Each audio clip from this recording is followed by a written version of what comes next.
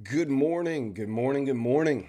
Welcome to the 10K to $2 million funding challenge. It is Tuesday morning, June 13th, 7 a.m. New York time, and we are back at it, sitting in the tree stand, hunting A-plus setups today. We've got news today. We've got just some good, hopefully good price action, kick us out of the range we've been in, and we can find some good trades to capitalize on. We are trading a $10,000 funded account, and we're using that to copy trade over to our brand new $10,000 phase one challenge. For this phase one challenge, we have to hit 8% profit. We have for both accounts, we have a 5% daily loss limit that would violate the account. And we have an overall 10% drawdown, maximum drawdown on these accounts, that if we violate 10%, we lose both of these accounts. So we are just starting out. We did not take a trade yesterday. We watched. We kind of knew that with all the news this week coming out that Monday would not be a great day to trade. And so we did not take any trades yesterday, just kind of let the market do what it's going to do. And then we're going to watch and wait today and see what kind of a setup we can get. So good morning, Alex. Welcome in. Hope you're having a good day so far. I don't know what part of the world you're in, but wherever it is, I hope it's going well.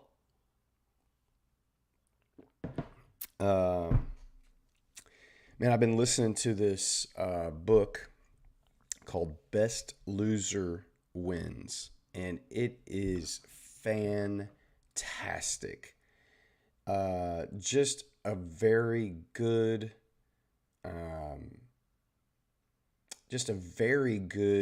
take from a professional trader, a fund manager, Tom. Let me look at his name real quick. I know I'm going to get this wrong. Let me look. Hold on. Bear with me. It is Best Loser Wins by Tom. God, I cannot say his name. Hugard? Not sure. But there's a chapter called Fighting My Humanness that was just such a great chapter on all about human emotions and how fear just handicaps so many traders and keeps them from becoming profitable, and why you're afraid to trade, and how self-confidence gets destroyed when fear's in control. And man, it just resonated so strongly with me about just remembering failing challenges and consistently losing trades and not following or executing my trading plan. It just resonated so well with me. So I highly recommend the book Best Loser Wins. Not everything in there is perfectly applicable to what we do, but there is a lot of great information and coaching about just how to manage your emotions and how to become a confident trader and getting okay with losing. Because if you can't get okay with losing, this is not the career and business for you. Hey, David, welcome in, man. 7 p.m. over in Asia. Well, good evening to you, sir. Hope your day went well. But man, glad you're here watching. Glad you're here watching. It's crazy the power of social media. People you can literally connect with and be in community with people from literally all over the world. So glad you're here. Welcome in. We are going to kind of jump right into some analysis this morning. We've obviously got news coming up. We've got inflation and CPI information coming in for the dollar this morning at 8:30. So we've got about 90 minutes until that hits. I will definitely stream until then and probably a little bit after to see if we get any setups from the volatility that comes in from that. But man, if something pops up here, you can see overnight we had pretty tight Asia range, and then the euro dollar has just completely expanded higher all night long. So you can understand that there's potential for some pullback in here. You have the 23-hour candle right before the midnight open, left no wick here. So that's interesting. And on the 30-minute, you can see here, and then at the 30-minute candle, also left no wick. So very interesting there to see how aggressive of a run we've had overnight. Pound has obviously it was very aggressive here. That 1 hour at the London open session, and it's just kind of consolidated. I'm anticipating that we get some kind of pullback here in the New York hour into this fair value gap, in this hourly fair value gap right here, and into this 30-minute fair value gap. I would be anticipating a run on these lows, and that could give us a nice little breaker setup here on pound. That's something you can see yesterday. Here's the trade setup that we did not take this, but this was a beautiful little setup right at the start of the New York session yesterday. But I am very, very leery of taking trades on the first thing Monday morning as soon as I sit down at the computer. Mondays are typically not a high win rate day for me, and so I just typically avoid them. I would take trades later in the session, but this one was pretty early, and I just did not take it. But you can see it was just a beautiful little breaker. Ran highs, dropped below. This was framed on the 30-minute time frame.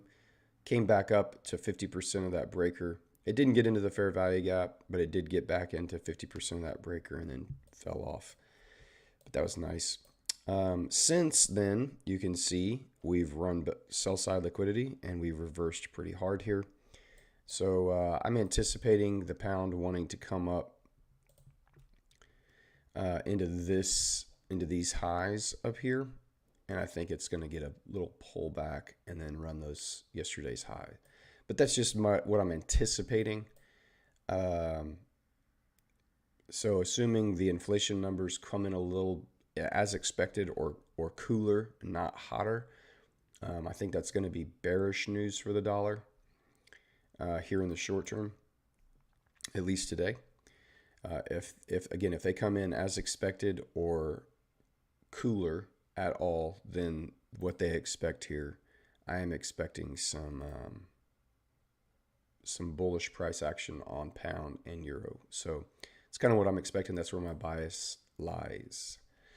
DXY, you can see yesterday it came into this fair value gap right here, which we pointed out yesterday, tapped into it, came back down, and it's held bearish after yesterday.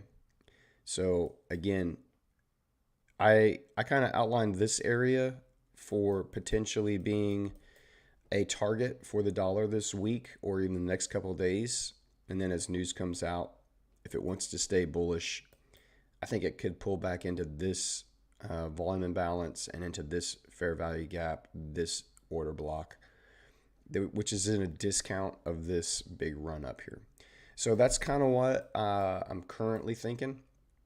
Slightly more bearish on the dollar. And good morning, Beeswax. Welcome in. And bullish on the foreigns. Gold, if it wants to run higher, it's got this 30-minute fair value gap from last week that we used. I used a trade here off of that in a different account. I told you all about that. It was not part of this challenge, but this 30-minute fair value gap has held this 30-minute order block. So we'll be watching that, but if the dollar is going to be weak, I would anticipate gold wanting to run last week's high up here. So again, we'll just be watching and waiting and seeing if it gives us any kind of setup there. But we'll watch. US 30, if dollar is going to be weak, you would anticipate if those inflation numbers come in a little bit cooler or as expected, I would anticipate the indices to be a little bullish. But you can see the market it's been very tight ranges compared to the movements. It's been very tight ranges. It's going to stay tight until we get those news drops, and then we'll probably get a run on liquidity and then a pop up. So maybe a little Judas swing, and maybe you get a breaker in here. We'll be watching all these pairs today and this week to see what kind of setups we can get. We are trading our live funded account, and we're trading our new 10K challenge. So with all that said, let me clean up our charts here.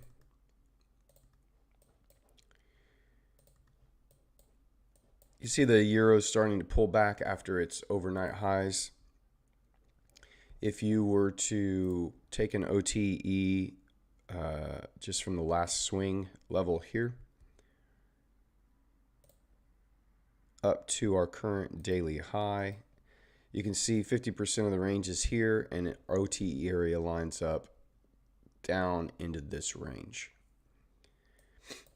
It doesn't mean it needs to come back down that far, but you can see we're going to have sell stops below here and sell stops below here from any people that have been in this move up overnight. If they're trailing their positions, they're going to trail them under these levels here to protect their profits. And so that it becomes more clear on the 15-minute time frame here. So here and here I'll be watching to see if we get dips and dives under here, and then we get some displacement away from those levels. I wouldn't anticipate massive big movements until the news comes out. My guess is London positioned itself heavily as bullish euro, expecting CPI numbers and inflation numbers to come in either as expected or cooler. So dropping, and when I say cooler, I mean that the inflation is dropping a little bit. So it appears that's how London positions itself.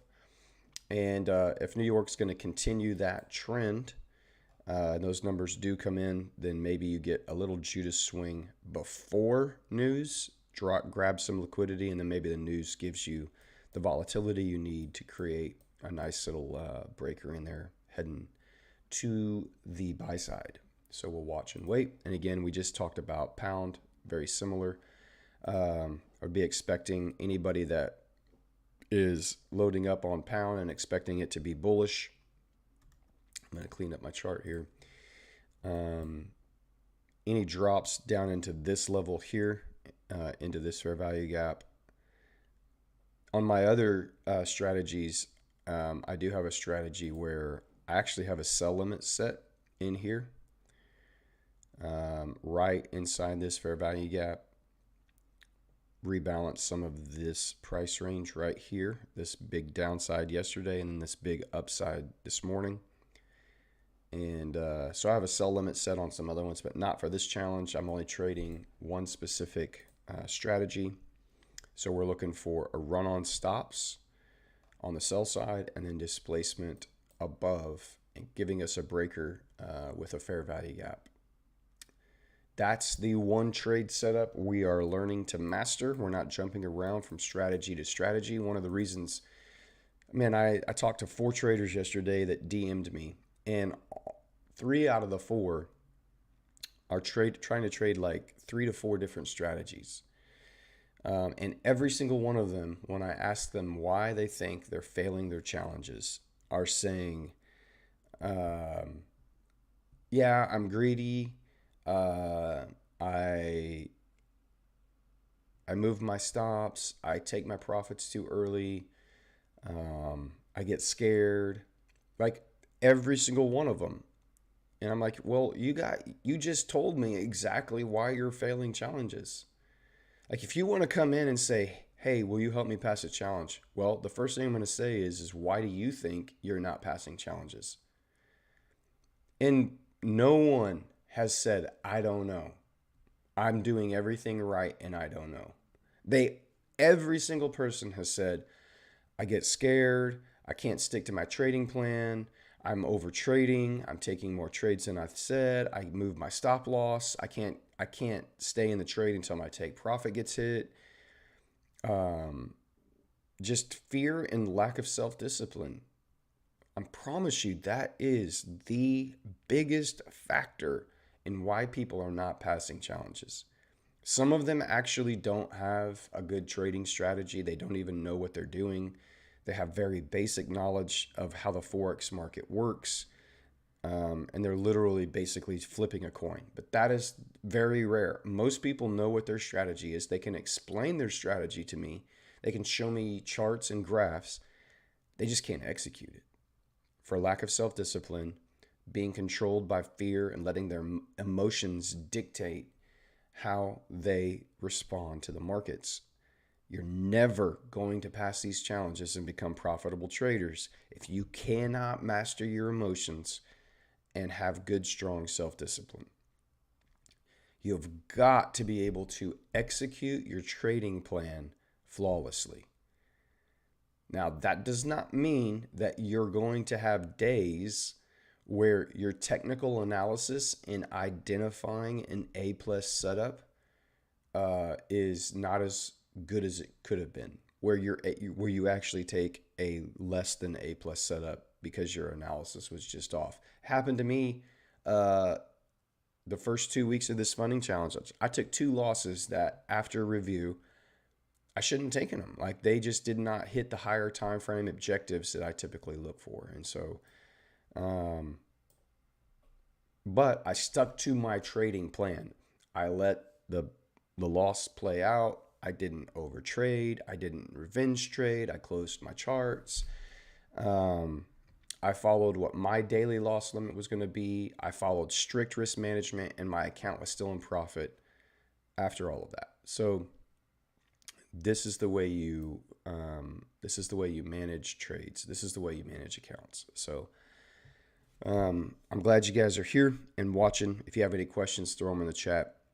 Alex says, what copier do you use? I would assume it would not work if you're dealing with 2 different brokers that have different tickers. It does. It just it does have a little bit of the trade copier I use is socialtradertools.com. In yesterday's video at the beginning of the stream, I actually pulled it up and showed everyone how it was set up and the different options to put on there to manage risk and all that kind of stuff. But Social Trader Tools is what I use. It does work between other brokers. You would just turn off pending orders and you would only copy it when it actually went into the market. So that means, let's say you have Bespoke uses 8cap, and let's say you had another funded account and that broker was Think Markets, and their tickers are not going to be identical. So you just would turn off copy pending orders, and you would only copy the trade as it enters the market. So wherever I would have a pending order set here on my master funded account on 8cap with Bespoke, right? And when that pending order got hit, it would trigger the trade copier to enter that same position on the Think Market account wherever that ticker was. And then wherever the take profit is when it hit that, or whenever I closed it, it would automatically close it on the other accounts. So when you're on the same broker and the same server, you can copy the pending orders as well, which is the way I have it set up. But Social Trader Tools, which reminds me, I do need to log in there and just make sure it's on, and the trade copier is turned on here this morning. So I'm glad you said that, Alex. I should have done that. It was a weird night. We have 3 dogs. Y'all know about my 2 doodles, but we have an old poodle mix, like toy poodle mix. He's like 18 years old. Don't know how he's still alive, quite honestly, but his he just woke up coughing, and we wake up in the middle of the night and there's like blood all over the bed, and his mouth is just bleeding. We're like, what the heck? Well, he had lost a tooth or something and his mouth was just bleeding. We were up in the middle of the night cleaning that mess up and cleaning our bed stuff up, bathing him. It was crazy. So did not get the best sleep, but we're here, man. I'm not going anywhere. All right, what am I doing? I'm turning it on. I'm going to my trade copier here, and we are turning it on. Success, copier mode updated. So just so you can see, I'll show you one more time here. This is the Social Trader Tools.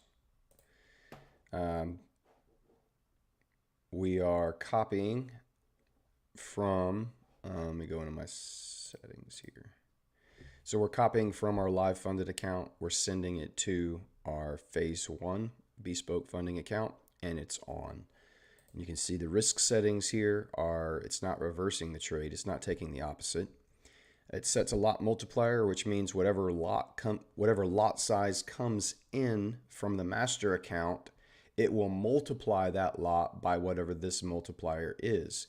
So if I'm using my 10K master account and I'm copying to another 10K account, identical size, the multiplier is 1, which basically means it will copy at lot size for lot size. It will allow for a little slippage. The max lot doesn't really count. I can't trade 50 lots on a 10K account. It's too much leverage and margin, so it doesn't apply here.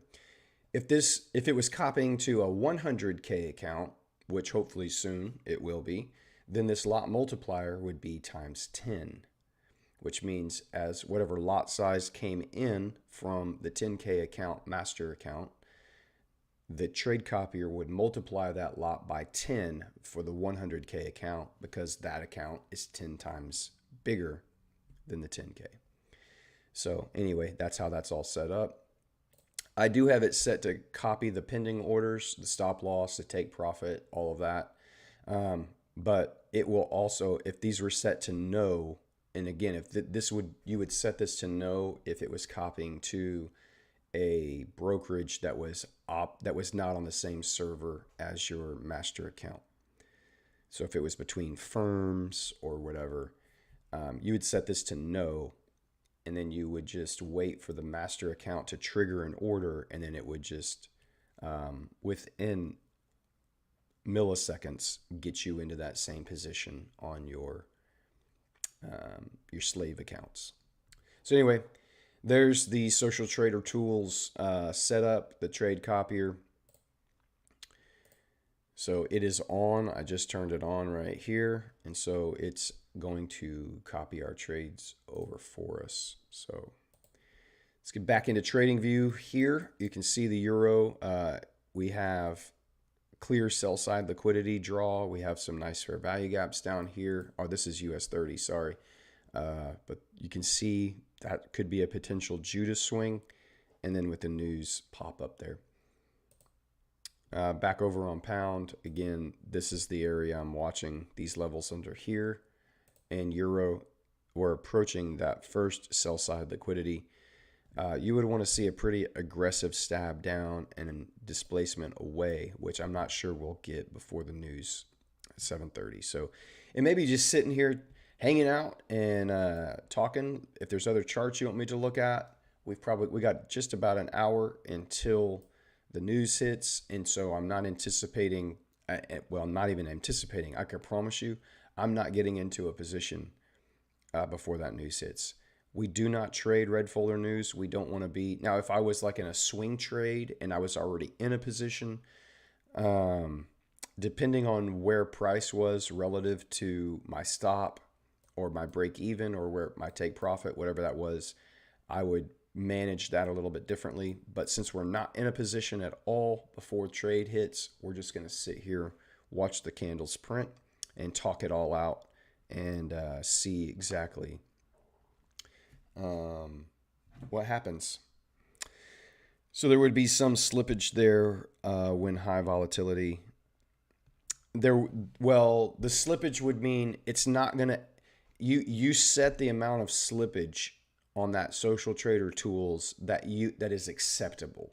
So if it gets a market order from your master account, and by the time that signal gets to your slave account, if price has moved whatever your slippage is past that, it will ignore that order, is basically what it means. It's basically saying, look, if that order is going to be slipped X, whatever you set up to be, if it's going to be slipped that much, just ignore it and don't copy that trade. So that's what the slippage is.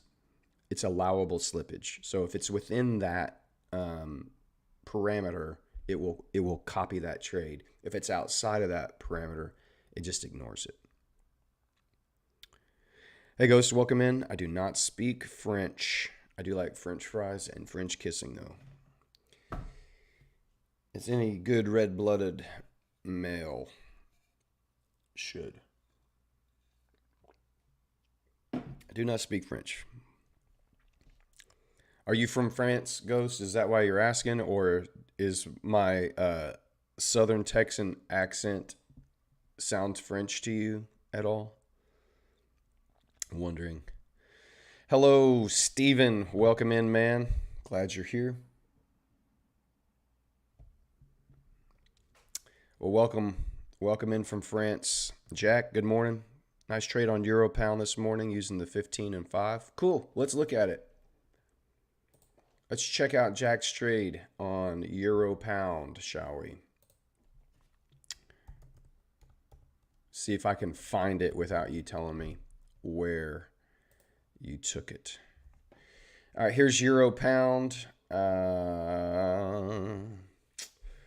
On the 15 and 5 minute, let's see. I'm guessing if I'm just looking here, you saw this run on liquidity right here. It ran buy-side liquidity, a very clear draw on liquidity. It stabbed up and then aggressively displaced below one of either this one or this one. My guess is you probably used this as your breaker. That's what I would have done. I would have used this as my breaker right here. And all three of those candles together, those were the last down move candles before you stabbed into buy side, and then it displaced quickly below. And then you have your fair value gap nested inside of your breaker. Oh, wait, I did that backwards. Sorry. That's a breaker. I don't know why I did that. Don't tell. I'm not looking. I see you putting stuff in the chat. I'm not looking. That's your breaker. This is your fair value gap. And if this is the move that I would have targeted 50% entry inside that fair value gap. I would have put my stop at least above this candle, maybe this one, or the body of this one, something like that. And then target 1 to 2. It wouldn't have hit my TP if that's the trade you took. Is that the trade you took? Spot on, haha, my exact trade. Hasn't hit. I was going to say, it's almost there. Yeah, you should be at break even. And good for you, man. That is a beautiful A+ setup from Jack here. Well done in spotting that and executing that. That is a great trade to take. You saw, again, here it is. We have consolidation. We have manipulation. We run buy-side liquidity. We break, heavily displace, quickly back away from the buy-side liquidity being hit. You identify where did this move start? It started from this swing low. Here are the last three.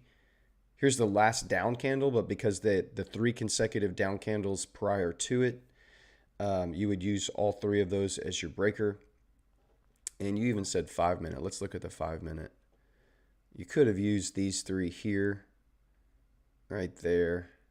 I probably would have stuck on the 15-minute frame here, but target 50% of that, which is also inside your fair value gap. Put your stop. You could have had your stop either here, or I probably would have targeted the body of this candle that created the fair value gap. That's probably where I've had that. So a nice little 7-pip stop. Tight enough, but not super tight. And then, yeah, break even probably down here in this area, which you should be at now. And then your TP is about to get hit. So well done, Jack. That's a beautiful, beautiful trade. And every time I see you pop in here and show that stuff on the London session, I'm like, God, I got to get up and freaking trade London one day. London has been given some beautiful moves on euro and pound. The last probably 3 or 4 weeks, I feel like you get some great opportunities in London that have not appeared as frequently. But it's cyclical. New York session gives these same beautiful setups. It just is cyclical. I mean, they'll go through a couple of weeks where it's the London session giving it to you, and then a couple of weeks where it's the New York session giving it to you. But there's plenty for me to eat, low-hanging fruit. We grab it when we can. But good job, Jack.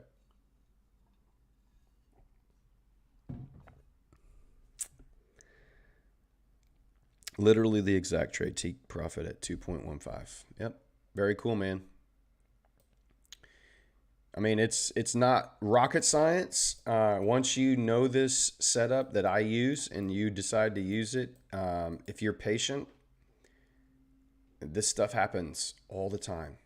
This is a beautiful, just screenshot this right now. Screenshot this, print it out. This is what a beautiful A+ setup looks like. And then every time you're thinking about taking a trade, look over at this printout and say, does it look like this? If it doesn't, so right here, when this candle closes, as this up close candle finishes, I would set up my order. I would have had my order set basically right there. And then if it had run this low, if it runs this low before it triggers in, I would have canceled the order. But that is what a beautiful trade setup looks like. Print it out. Print it out. Every time you get these, print them out. Create yourself a little playbook that you can go back to and look at every day before you sit down and get to the charts.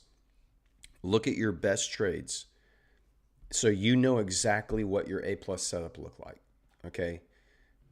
And then, yeah. I mean, I'm all for you hitting you're at 1.75. Yeah. Hopefully that thing smashes TP here for you in the next 45 minutes or so. Next 3 or 4 candles. Hopefully you don't get whipped at break even there. But that's a great, great trade. Yeah, the one that you sent me on Twitter, it was so good. I pulled it up actually on the live stream that day that you sent it to me. Maybe you weren't in here yet, but I actually pulled that up here on Twitter and showed your screenshot. Super clean. It looks almost identical to this. Almost identical. If I remember right, it looked basically identical to this. But this is exactly what we look for. We identify where our drawn liquidity is going to be. We wait for it to get run, and then we watch for displacement quickly away from that, and then we target the breaker in the fair value gap inside. So great job. Anybody that's watching, screenshot that. That's another great example. You're always more than welcome to shoot me your charts or your screenshots. I'm happy to look at, and help you analyze. If you thought it was an A+ setup and it ended up not working out, these don't work out all the time. This could have come back up and taken him out. It still is a good setup. Even if this trade had lost, that's still a good setup. That's what you look for. So What's he say? Venator the GOAT. No, I'm not the GOAT, dude. This is all ICT. This is straight 2022 mentorship. I mean, this is the setup he teaches. Watch an old high get run, displace away, fair value gap, and then run it lower. So all I'm doing is showing you how it consistently plays out live in the markets. That's all I'm trying to help you do. And really, more so, how you can manage risk so that you can pass these challenges. The way that I manage risk for these specific challenges is I risk 2% per trade. I know what my win-loss ratio is.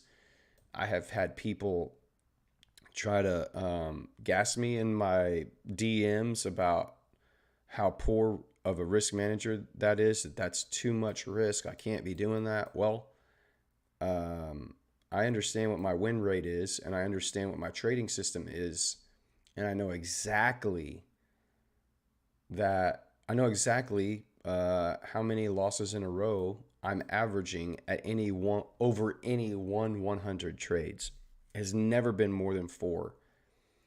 Not to say that it can't be, it could be. This is probabilities. It could certainly be more than 4, but I know overall in the long term, it's not. And so I risk 2%. That means I win 2 trades in a row. I pass my challenge. This is the exact strategy I used to pass phase 1 and phase 2, both phases in 13 trading days with 10 trades. It's what we used to stay in profit, even though we only won 2 trades during our funded account the last 2 weeks. The last playlist up on my account is just the last 2 weeks of only trading a funded account. We lost 4 trades. We won 2. We're still in profit. It's all about risk management. So if we can pass phase 1, that means our funded account will also be up 8%. And we'll get another payout, and we'll buy a larger account.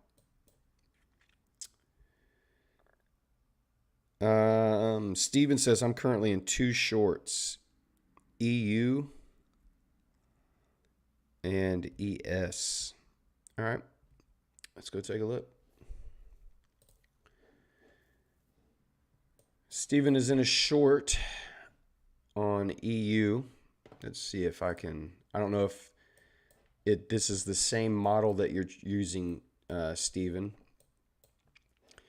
I don't see anything in EU that would be a good representation of this model. I see buy side get run right here. It runs up, and then there's no displacement away after that buy side gets run. You have a break of structure here, but that's not displacement. And there's no fair value gap here on the 5-minute. 15-minute buy side gets run. There's no displacement. It does change and break structure here. Your fair value gap's up here, but it never came back up. 1 minute, both. I used fair value gap. Okay, you're on the 1 minute. Okay, yeah. So I don't use the 1 minute, but we can drop down and look and see. Run of buy side liquidity here. This is just what I'm saying. I'm not sure if this is where you got in at. I haven't even looked at the numbers. Hey Nan, good morning or good evening. I think you're over there near Alex in the Asian part of the world, so welcome in. Good evening. So you have a run of buy side, stab back through. You could use this as your 1 minute. This did not grab buy side, so you could have used this as your breaker.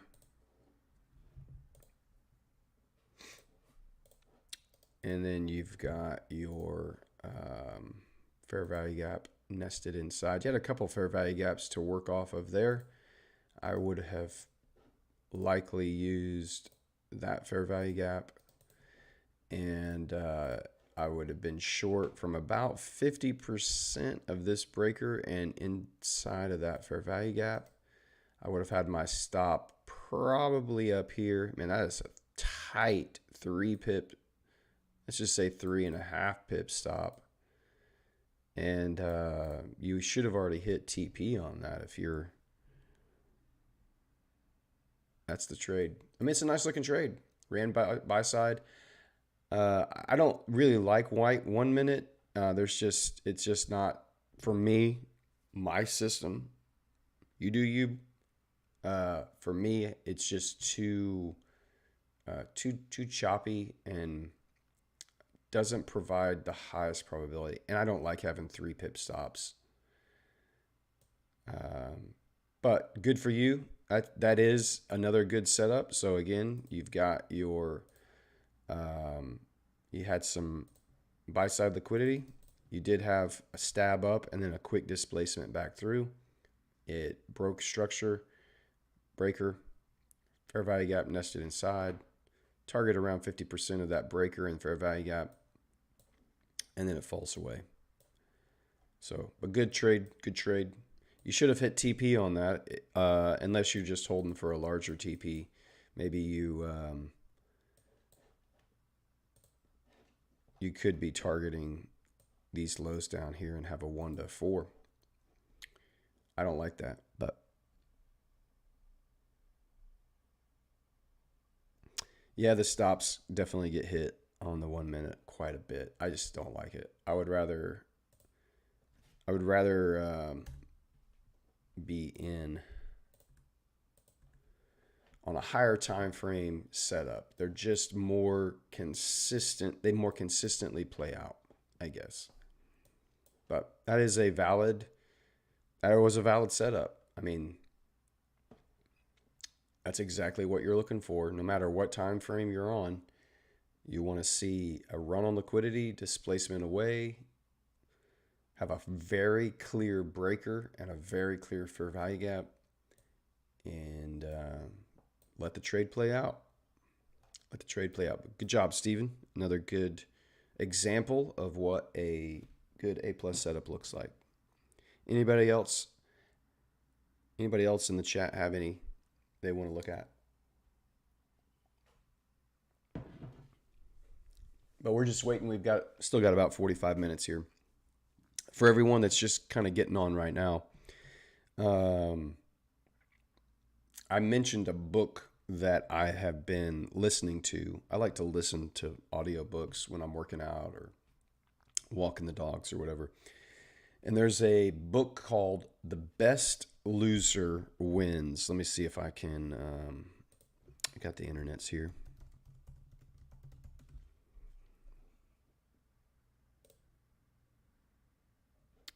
Yep.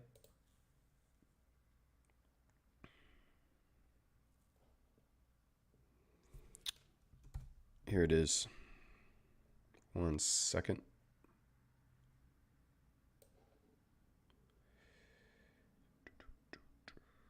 Just making sure there's no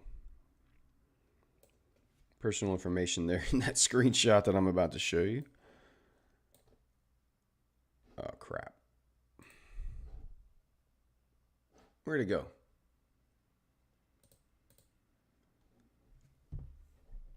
Hello, screenshot. What the heck?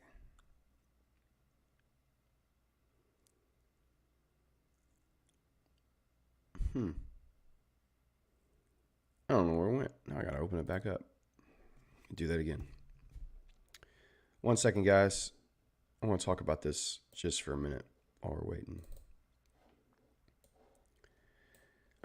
This right here, this book,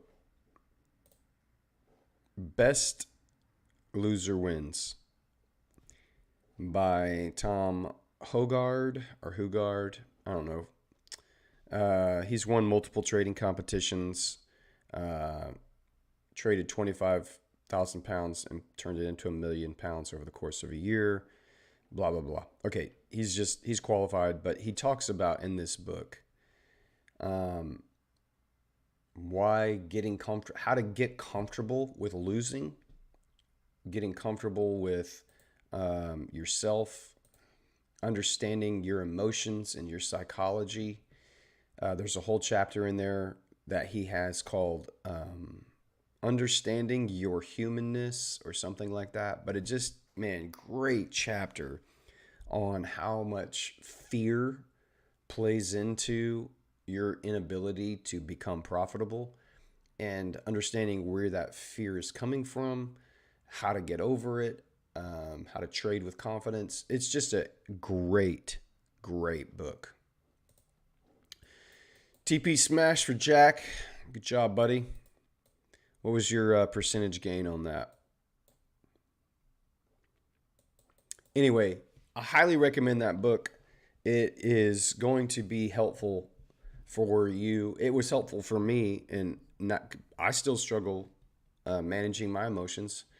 I don't know that you ever like. It's not that you ever try to avoid your emotions. You can't. Emotions are part of you, but understanding why they're there, what they say about you, and not letting them control your reactions is really the biggest piece of the puzzle that most traders cannot get a grasp on, and why 90% or whatever the number is right now currently keep failing and cannot get over it. So good job, Jack. A little over 2%, not risking 2% at the moment. Good. You don't, yeah, I'm not telling you guys to risk 2%.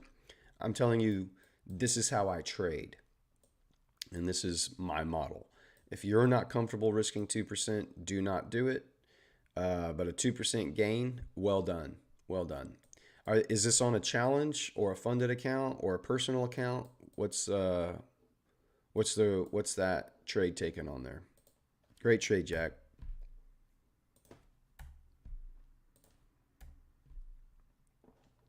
Jump back over here. Watching Euro, we're expecting some run here on these lows. Pound is actually climbing. Dollar is, what's dollar doing? Let's get down here on the 15-minute for dollar.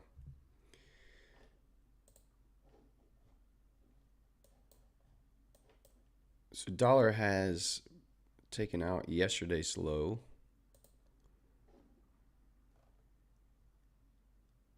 Could anticipate a little dollar strength, maybe back up. Did gap down, kind of filled that in, and then fell away overnight. So, maybe a little push up, and then it drops down towards this daily volume imbalance we identified. But wait and see. Here is your kind of opposite level on the dollar. These highs here, and then these highs here. Got some imbalances a little bit higher there, but be interested to see if it can get up above this high and into these fair value gaps where this was rebalanced and then immediately fell away. Does it have another reaction like that? Or does it want to target some highs up here if we're going to be bearish? Yet I'm still kind of interested to see if pound wants to dip into this 30-minute fair value gap here and grab some sell side liquidity there. We'll watch and wait. Again, not much going on. We've got about 10 minutes left here in the 7 o'clock hour, and that means we've got about 40 more minutes until news hits. Gold, if it could grab some of this, you might get a nice opportunity going up. We'll see.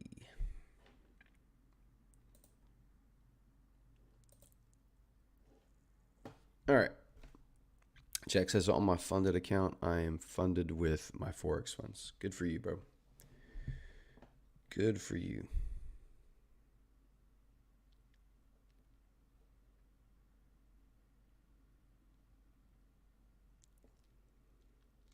If you are not using, if you're here watching and you're not using this specific strategy, what is the strategy that most of you guys are using on your challenges or funded accounts currently? I'd be interested to know what kind of strategies y'all are using.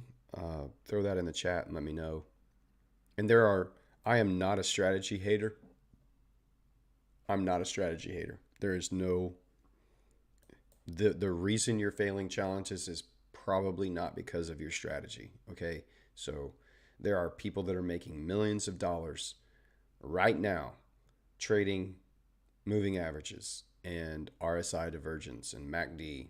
And there's traders that are making millions of dollars trading Wyckoff and Bollinger Bands and Elliott Wave Theory. And there's traders that are trading smart money concepts and ICT. So I'm not a strategy hater.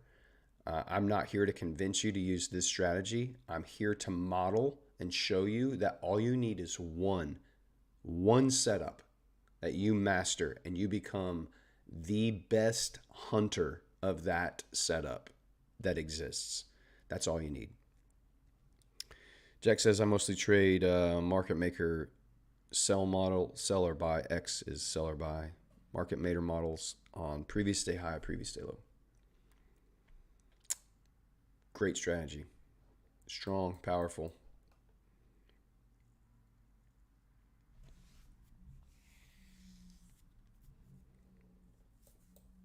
I know there's other people in here. Y'all jump in the chat. Don't be shy. If you don't have a strategy, say I'm learning. I don't have a strategy. That's fine. I just want to know kind of where everybody's at. This would be an easier question to ask, I guess, in like a Discord channel. People don't like jumping on chats on live stream a lot. And I do have, excuse me, yeah, yawn caught me off guard. I do have a Discord channel set up for Venator trading. It is not public. If we get enough viewers on here in the near future that it makes sense to have a ongoing chat with everyone off stream, then we will open that up. But currently, we're averaging like, between 8 and 15 viewers at any one time, and that's just, I don't know that that's got enough mojo. I don't know if they're loyalty, I guess, to the brand or the community. Like, I don't know if people would even be interested in wanting to talk with each other in there. I guess we got a lot of shy guys watching the stream, or it's on mute and they're just waiting for the news to hit and not even listening to me anymore. So it's just perfectly legitimate. I have watched streams before on mute too. So the strategy you're showcasing on these lives is perfect if you don't have something to stick to. I agree, man. It's a pretty simple strategy. There's not much to it, not a lot of moving parts. The hardest part about this strategy is waiting. The hardest part about any strategy is waiting. Not wanting to just jump in and be in a trade every single day. That's the hardest part. But very clear and rule-based, plus these lives will help a ton. Thanks, Jack. I appreciate that, and I hope they've been helpful for people. But yeah, watching people be able to identify these setups and understand how to use this strategy, that's the whole point of doing this live stream. Alex says, mine is simple strategy. I just trade order block, market structure shift, and entry it for value gap. I use that same. I also use that strategy, Alex. I just don't do it on this stream. I use it on my other funded accounts that I have. So that is also a great tool to have in your bag. Great strategy. David says, I trade breakouts or clean shot of candlesticks printed to the left-hand side. Smart Raja concept. I have watched Raja's stream. I am not extremely familiar with exactly how his strategy works, the way he trades gold and yen pairs. I think he trades gold mostly, but again, profitables. I mean, it can be profitable. So you got to be patient and you got to execute it well.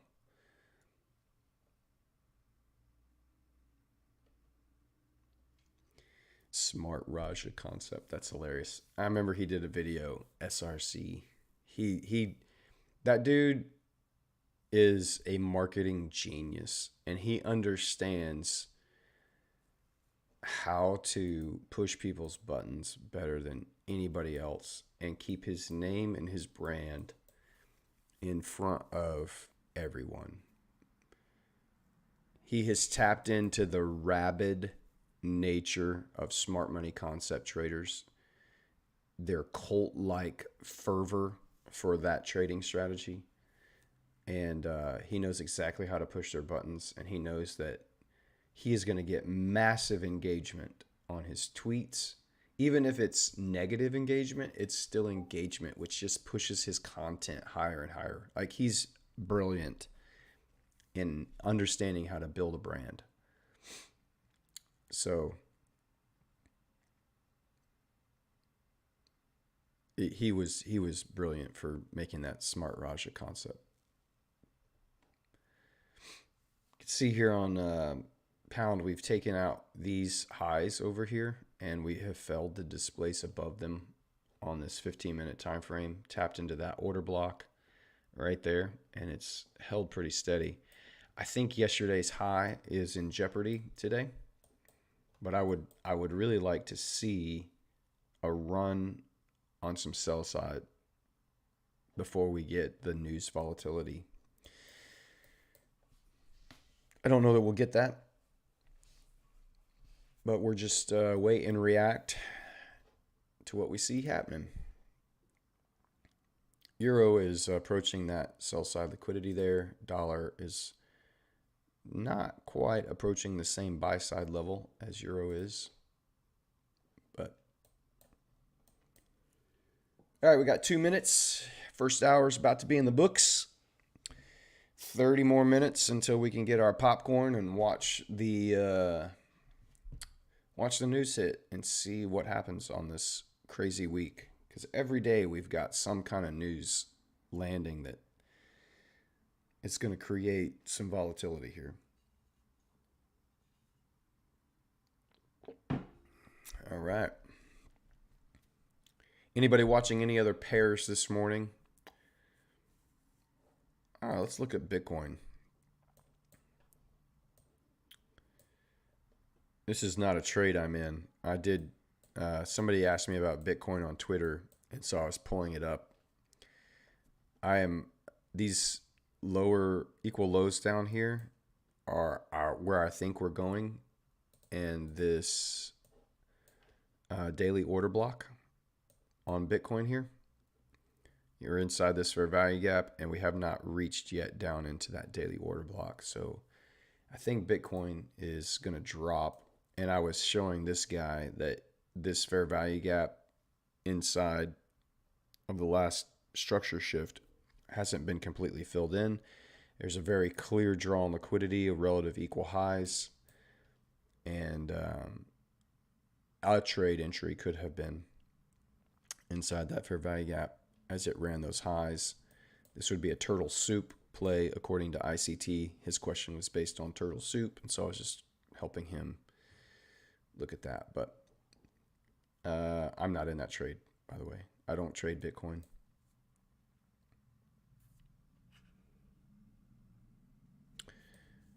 But if I were going to trade Bitcoin, I would want to see something like this. I would want to see a run on buy side liquidity, which we've had, but we did not get displacement away after we had this run on buy side liquidity, which makes me believe you could get a deeper dig. If it's going to go down, you would anticipate maybe a deeper dig. You've got this healthy retail trend line here. There's sell side liquidity under here, and you've got relative equal lows under here. So I'm more bearish on Bitcoin currently if I were trading it.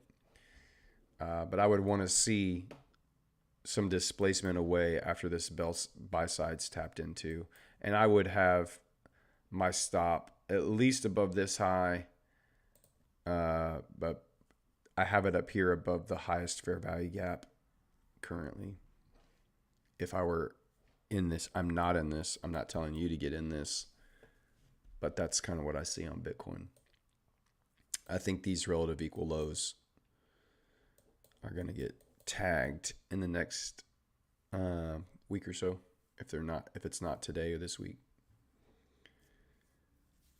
UJ Beeswax. Let's look at UJ. Let's pull up UJ.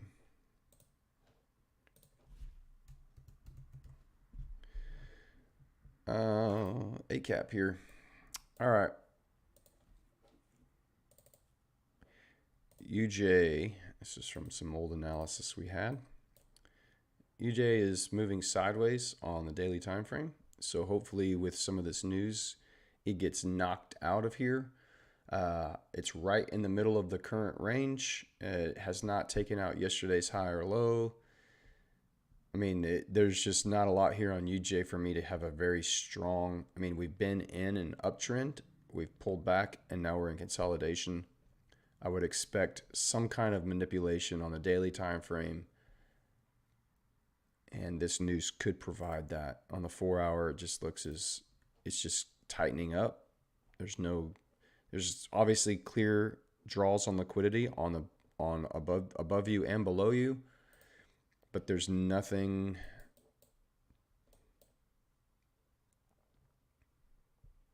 If the dollar is going to be bearish, you would probably want to see a run on liquidity here to above some of these highs here and here, and then maybe some bearish price action targeting the low of the range on UJ. But it's moving sideways, aggressively sideways, and it's just tightening up and coiling up. So I would, if it were me and I was a UJ trader, I would want to see something happen outside of this range. Like, where does it want to go outside of this mess? Because it's just tightening from the top, tightening from the bottom, just winding up. So no clear bias or direction. Watch for manipulation, and then see if you can get a distribution or displacement away from that manipulation area.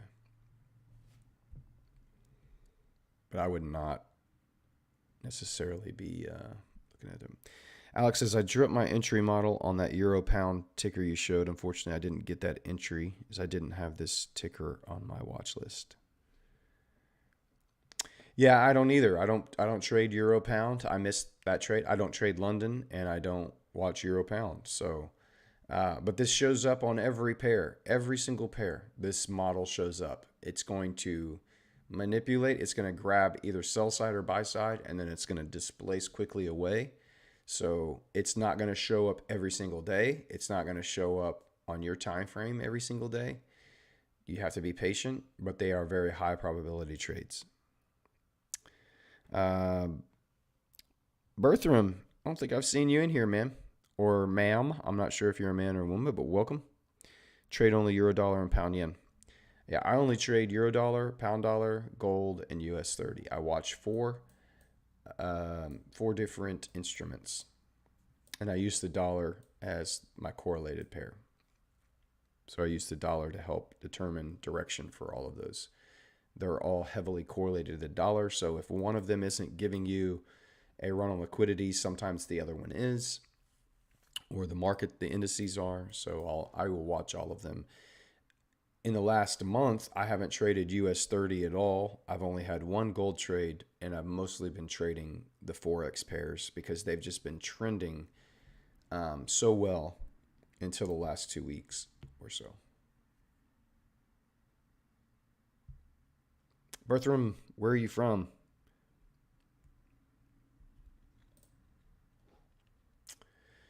Eurodollar has reached into that sell side liquidity there, so that's interesting before the news. So we've crossed over into our 8 o'clock hour, and we've dipped down below now. Again, it's still not into a discount area, but it did on the 15-minute take out that swing low right there on the 15-minute. So here's your swing low. You have a higher low, a lower low, and then a higher low. That's your swing level. Sell side, there are sell stops underneath there. So do we dig down into here before it'd be, I would love to see it drop down a little bit lower before we get some volatility from the news come in. Bahrain, cool. People from all over the world watching, welcome. I'm glad you guys are here. I hope this is beneficial for you.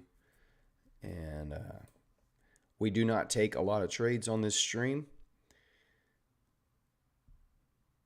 In fact, I tweeted out yesterday, there was a time when I was failing challenges where I was taking 3 to 4 trades a day. And I thought that was good. Like I was like, I'm only going to take 3 trades a day max. And I thought, I can remember thinking, that's so conservative. And now, looking back, I'm like, that was insane. There are not 3 A+ setups that show up every single day. There might be 3 in a week. There have been a few weeks, just a few weeks, where I've had an A+ setup show up every single day. But it's more likely that 2 to 3 is about, when I'm watching 4 different pairs, I can usually identify 2 to 3 good setups a week. So sitting here and watching the candles print and watching how the market moves, identifying your levels and where you want to see them get hit, those are that's what really, honestly, you're probably going to get more benefit from on this stream, is learning how to sit and be patient and watch. We are hunters. That's what Venator, that's Latin for hunter, Venator. So that's what we are. That's how I kind of view myself. I am stalking, quiet, waiting. I approach every single day thinking, I'm not going to take a trade today. I'm not going to put my money at risk today. I'm going to protect my capital. And then if something just screams at me as an A+ setup, then I'll be like, I'm taking that shot. Trophy buck just walked out right in front of me. I'm taking it down. So you can see the dropped into this 5-minute fair value gap right here on euro dollar. We've grabbed this liquidity. So be interested to see if we get any displacement away from here.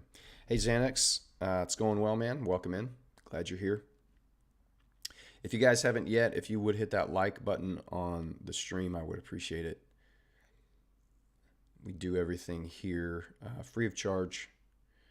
I just want to help lower the number. I'm tired of seeing 90% of traders fail, seeing that number, that statistic all over the place. If I can make that 89% or 85%, when you consider how many traders there are that are failing all these challenges, that would be a massive amount of people being helped. And I know how frustrated I was as a trader, consistently failing challenge after challenge after challenge after challenge, getting funded, losing the account. Like, it's so frustrating, and you want to quit and you want to give up, and you don't need to. You can do this. So Xanax, I missed a couple of streams. Did you pass a challenge? So we are currently trading our 10K live funded account. We got our payout profit split, and we bought a brand new phase 1 $10,000 challenge. So we are using our master account to copy trade onto our phase 1 challenge. And we have not taken any trades on either of these accounts. But our goal will be to get 8% profit on this new phase 1 challenge to pass it. And there's no time limit. So we will as always, be patient and just watch and wait for our setups to appear. So, Pound has not, excuse me, another yawn coming in. I had a long night up with our dog, giving him a bath in the middle of the night. Some of you didn't hear that story, but we have a small toy poodle mix. He's like 18 years old. Woke up coughing. His mouth was bleeding. He had lost a tooth and just blood all over the bed. And so I had to get up and bathe him and clean all that up in the middle of the night. So it was a rough night.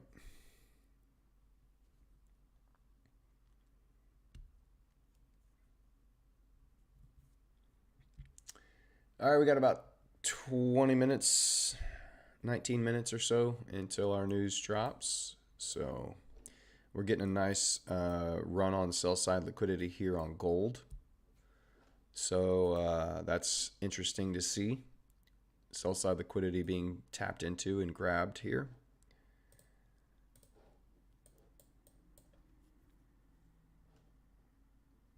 It's also run buy side, so you could say these are all runs on buy side liquidity here. So if you're bearish gold, you're getting displacement currently after this run, but it's so close to news. Again, do not take any positions. My advice, should not be trading, getting into positions before this news hits, unless you've already seen the numbers. Oh, I'll be able to stay on here for probably another good 45 minutes to an hour this morning. US30 not moving. Gold is really dropping. The dollar's not. Dollar did make a little push above that high right there. Pulling back in.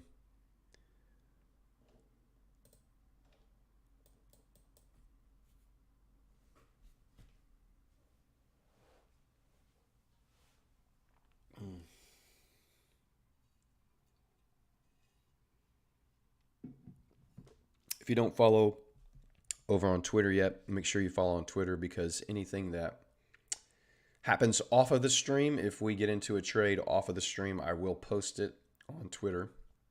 So make sure you follow and turn on your notifications if you want to follow along with what we're doing here.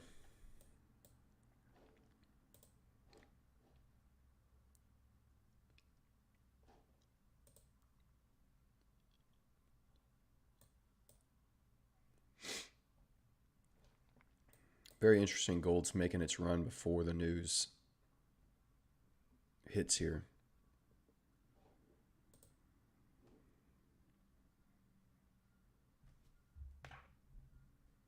Reaching for those London lows.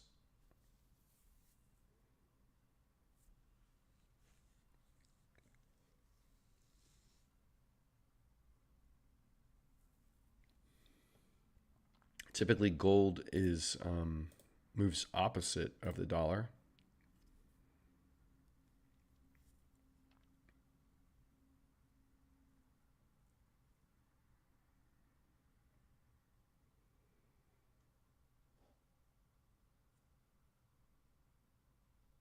Doesn't always, but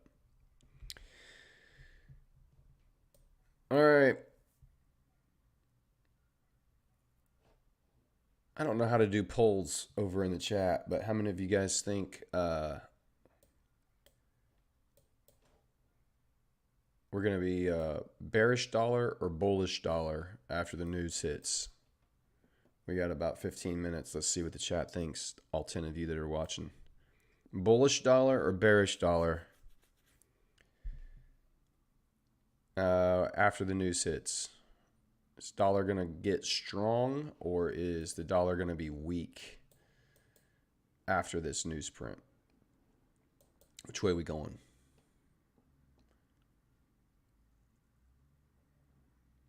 Beeswax says bullish dollar.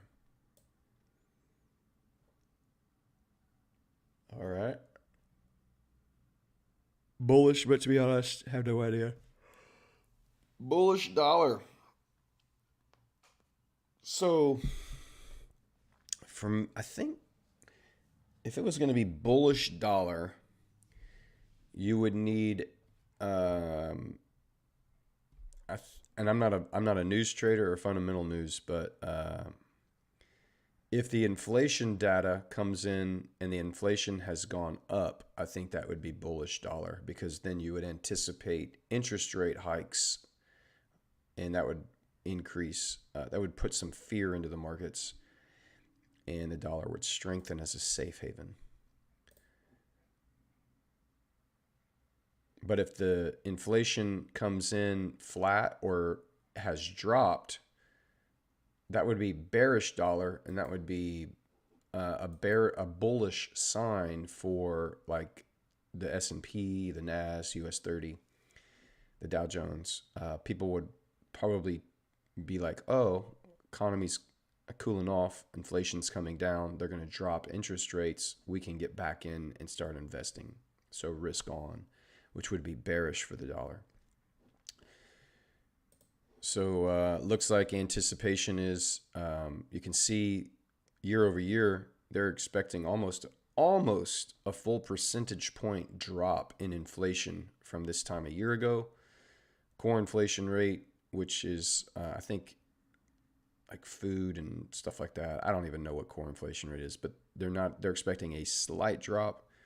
In the month over month, also a slight drop. So if these come in hotter than what they're forecast to be, that would be bullish dollar.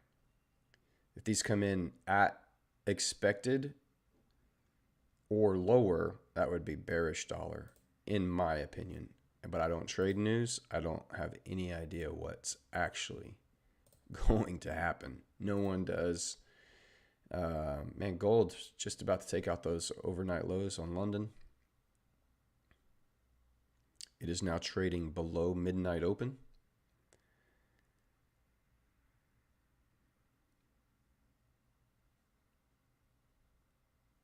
Gold's been very whippy. Wham, wham, wham. Like just back and forth aggressively. Got to be nimble and quick in gold, or you can get hammered. Same with US 30, same thing. Looks like US 30 is reaching for its sell side here right before we got about 12 more minutes. Be interesting to see if it takes that out before we get the news hit. Maybe drop down below here, maybe into this fair value gap some. Don't know.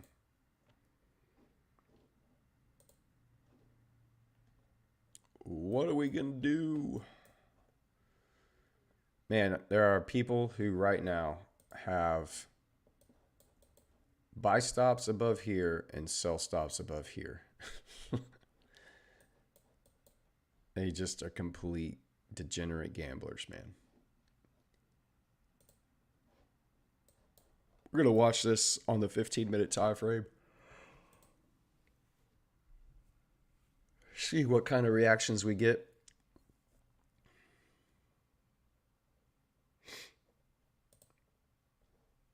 Gold now still not quite taking out the London lows here, but reaching for it.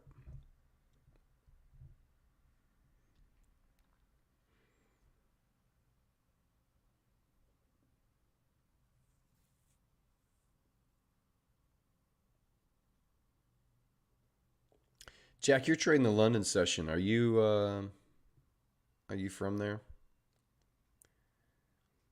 Or are you in the States and you just get up early and trade overnight?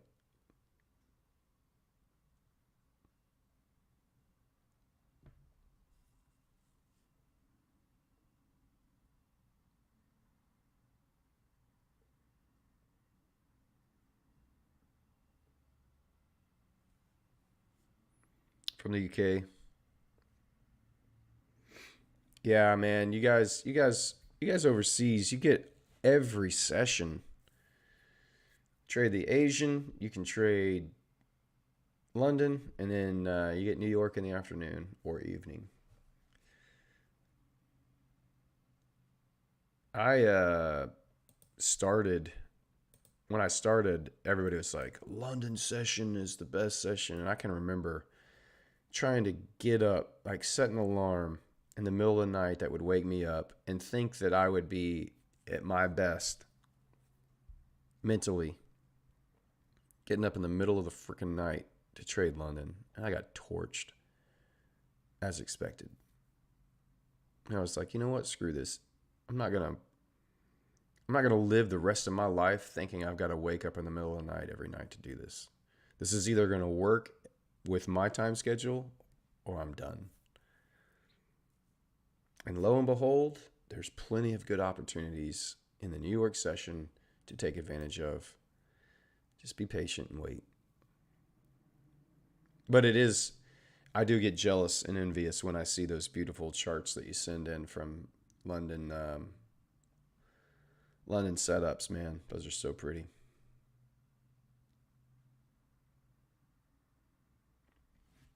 Well, you got your one trade in, man. 2% banger.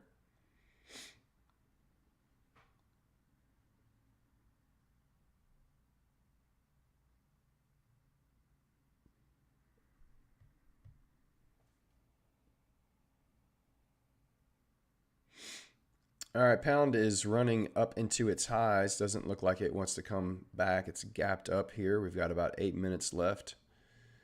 Euro holding strong, dollar dropping, gold still didn't take out those London lows there. Interesting. US 30 did not tap into its sell side liquidity here. So all that's been left behind. Got about 7 minutes. And then we'll see. Yeah, I can't stop yawning. I need to take a nap today. Catch up on some sleep.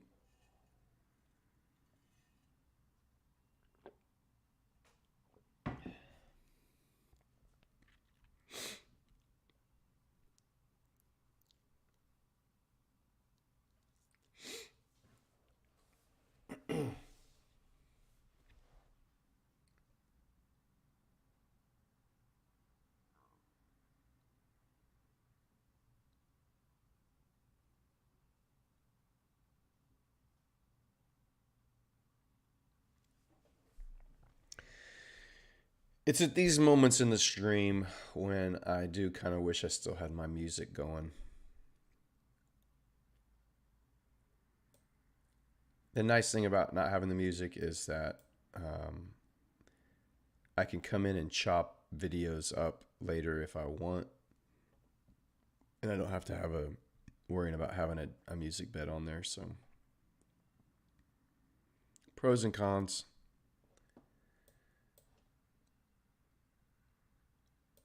I'm not a great entertainer. In fact, I'm an introvert, really. I am not your outgoing extrovert, at least in social interactions. I'm not. If we were in a room at a party and all of us were in a room, I would be the guy sitting in the corner in a chair, holding a drink, sipping it, watching everything, not really doing a lot of interacting. So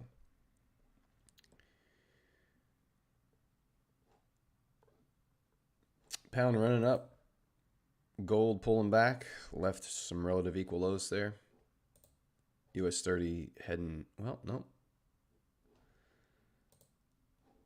Euro running back up higher now. So Euro did tap into a little bit of this sell side liquidity.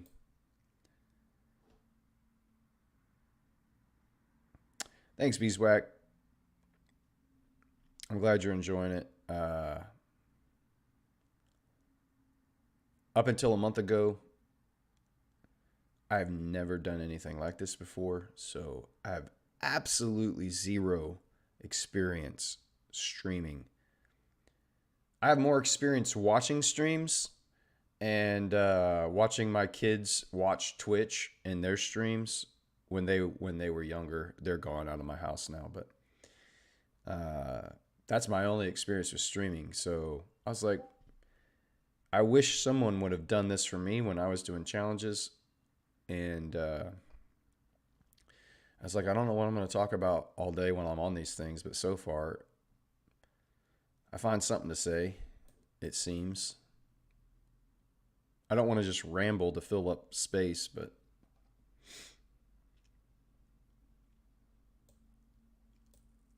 I would think more people don't want to watch this, mostly because I'm not a high frequency trader. I do not I don't take multiple trades in a stream session. So, all right, I got 4 minutes here. Euro pulling back, dollar pulling up, gold pulling back up.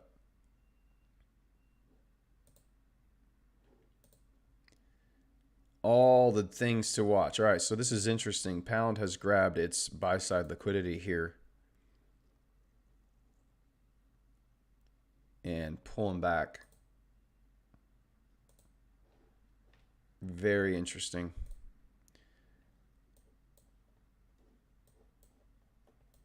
Reaction there on the pound dollar.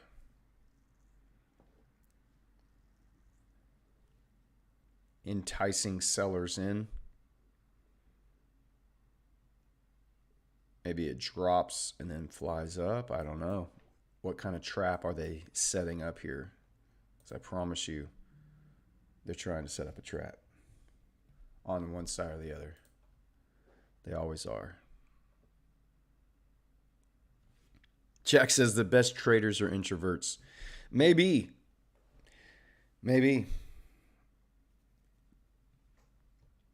I don't really know a lot of traders in real life, so I don't really know, what their personalities are like. You only see them on, streams or on YouTube videos or on Twitter.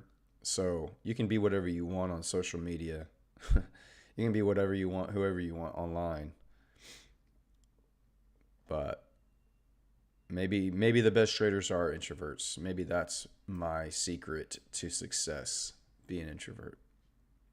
All right, we got 1 minute and 48 seconds. David, I've always a wonderful feeling whenever I'm here. That makes me happy. Wonderful feeling.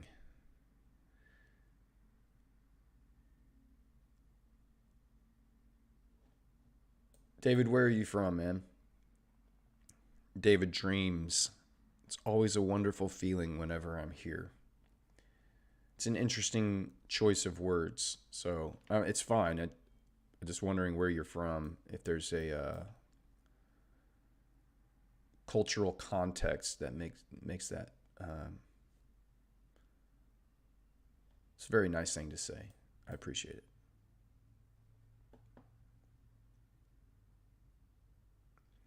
All right, we've got 52, 51, 50 seconds. So there's probably about a 10-second delay on the stream. You guys are going to see this before I talk about it, but it's okay. Nothing's going to happen in the first.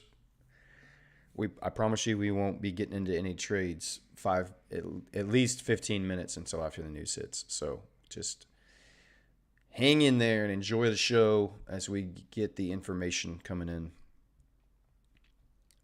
Got about 20 seconds. And pound, dollar, and gold. Everybody's ready to see which way this thing's going to fly here with this inflation data. Here we go. 8, 7, 6.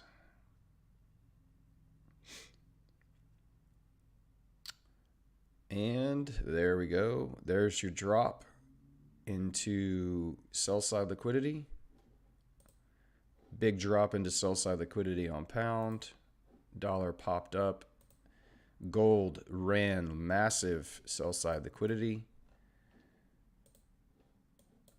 and is displacing higher now. Pound displacing higher. Euro displacing higher. All right. So our news came in colder than expected. So inflation month over month was lower than expected. Year over year, lower than expected. Actually, year over year came in exactly as expected for the core inflation and a little bit lower, almost a full percentage drop year over year. So inflation is cooling off. and that's going to be bearish for the dollar, as you can see. So now that we've had our run on liquidity, we can identify if we get continued displacement higher with fair value gaps, where might we be looking for price to reach for. For pound, it's about to take out yesterday's high here. We may not get an entry. Price may just run away on big news events like this. That's okay. Don't let that frustrate you on heavy news events all week long. You're going to get some very volatile price action.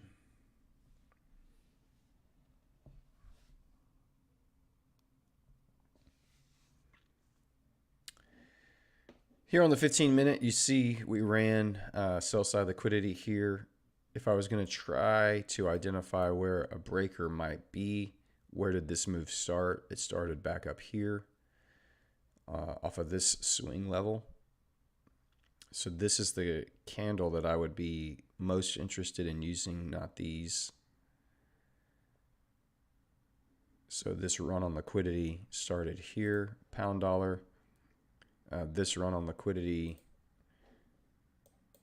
last up candle before we had a down close, and ran liquidity was this right here. Sorry, down close. What am I saying? Where did the run on liquidity start? It started with this move. We went. Am I saying that right? My brain is not working.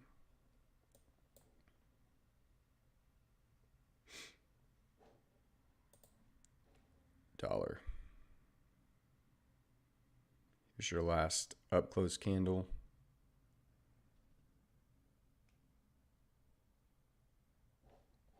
Gold has taken sell side and buy side and now pulling back in pretty aggressively here.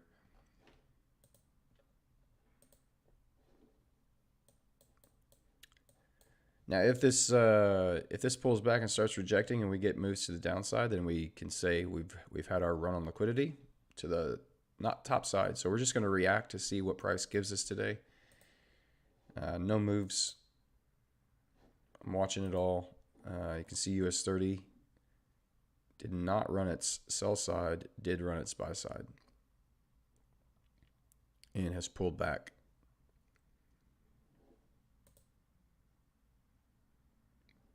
All very interesting pieces of information.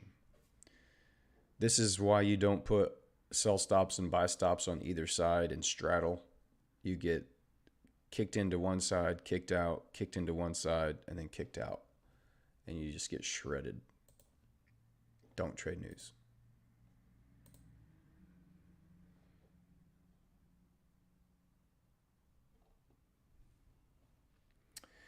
Jack says, I'm off now, Meg. Great stream. Really enjoyed it. See you tomorrow. See you, Jack. Thanks for popping in here. Good job on that trade setup. Enjoy the rest of your afternoon over in the UK, and we'll see you tomorrow. I'll be back here at 7 a.m. New York time.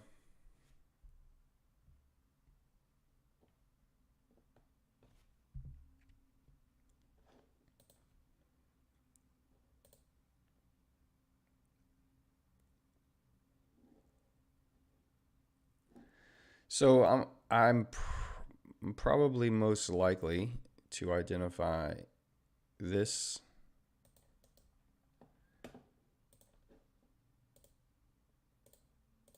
currently as my breaker, and this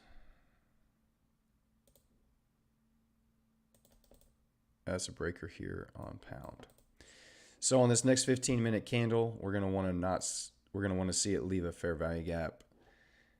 It may just run away and never come back here, at least for a long time. So it didn't reach down into this 30-minute fair value gap like I was anticipating it to. I did have a buy limit down here on another account that had nothing to do with this stream. I was hoping it would dip in there and then fly up, but we didn't. That trade didn't work out there.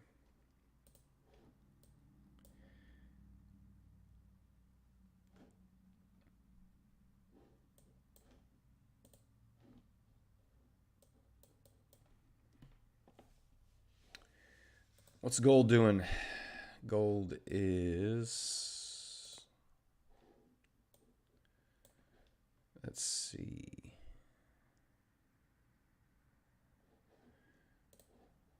I would probably want to use all of this as a breaker here on gold. Gold is so whippy, I'm very hesitant to identify anything on it. Euro and pound are moving as expected. I thought it would run sell side, and then you get your pop up. The question is, does it return and try to rebalance some of this before trying to run higher into these highs, these imbalances? This is your first swing level here. And then you have an order block just above it. See, it lines up with our standard deviations. That order block inside these fair value gaps somewhere in here. But the question is do you get any kind of retrace off of these big volatile news events?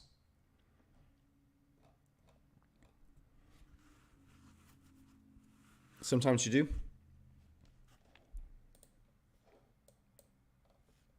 Since this is framed on the 15-minute, I would really want to see this next 15-minute candle not just return aggressively back down inside of here and close back down inside of here. I'd want to see it either continue or stall a little bit and then maybe get a retrace at 9 o'clock down into that breaker. But we'll have 7 more minutes on that 15-minute candle there, so...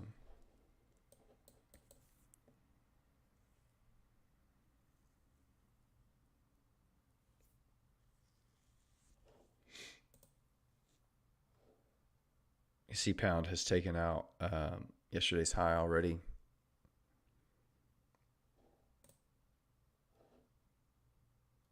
Dollar still very aggressively dropped off.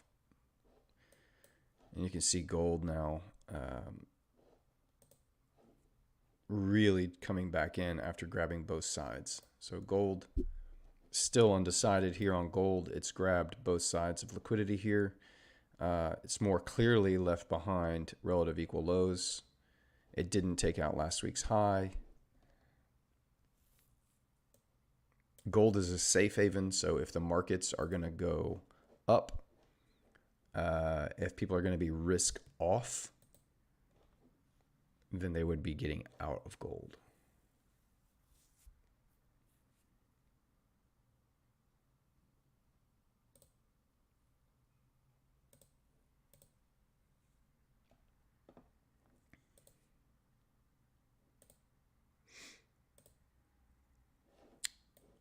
All right, so about, what do we have here? Another 5 minutes on this first 15-minute candle after the news.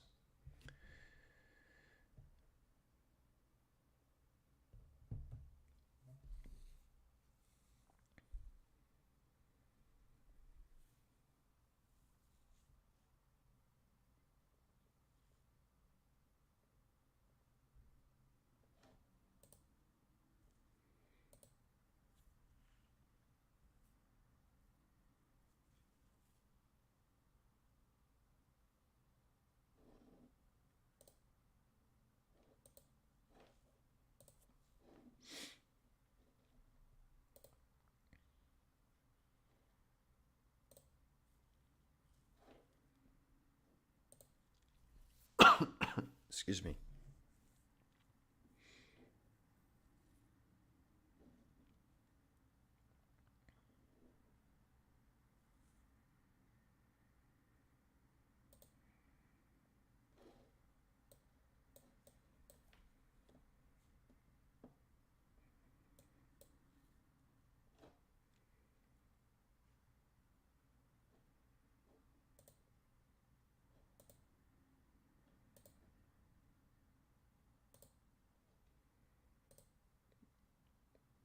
Euro pulling back pretty hard now. This is why you don't That's why you wait for that first 15-minute candle. Always wait for the first 15-minute candle to close after news hits. It's when the heaviest manipulation has taken place, and you're going to get a clearer direction on where things really want to go. Because if this was the run on liquidity, this was the fake out, they were enticing buyers, right? Drop down, get buyers in, run them out up here, and now they could be aiming to reverse lower now. So that could be the plan here. Dollar's pulled back heavily now, back inside its range. It's grabbed all the sell side liquidity there.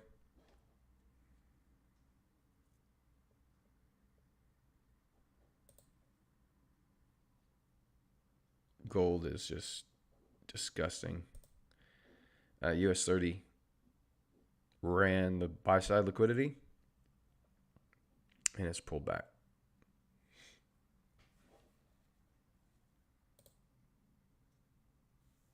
Three more minutes on this 15-minute candle here.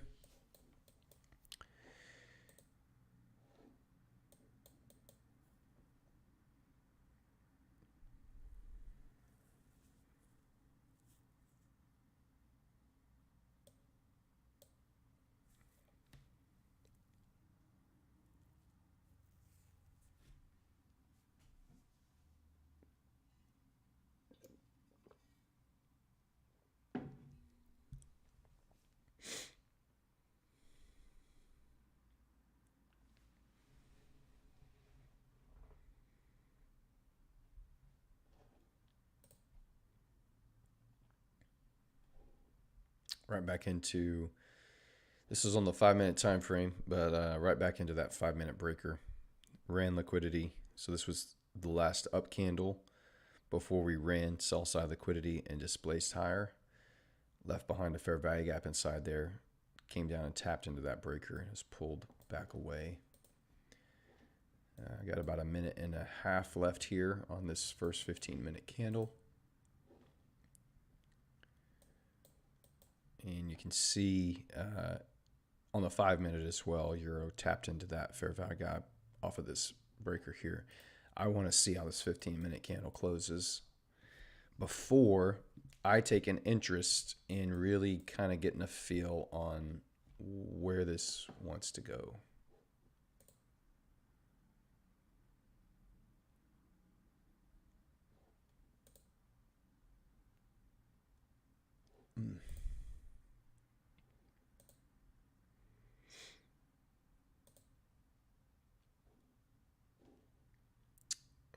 This was my Bitcoin anticipation. I had said it probably would want to come fill in that fair value gap and tap into this order block right here, 3-hour order block. It did just that.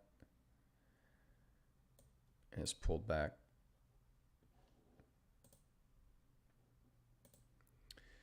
All right, about 30 seconds here on this 15-minute candle. Pound is closing strong bullish. Euro is closing above the level here in the next 25 seconds. If it pulls back and closes inside, I would want to see what this next 15-minute does. 15-minute candle, sorry, spoke backwards there.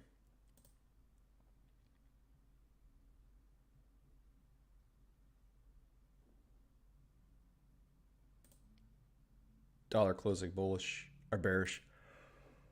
All right, so good close here. If we can get this next 15-minute candle to not completely retrace and leave a nice little fair value gap inside of here and close above this range, that would be my preference.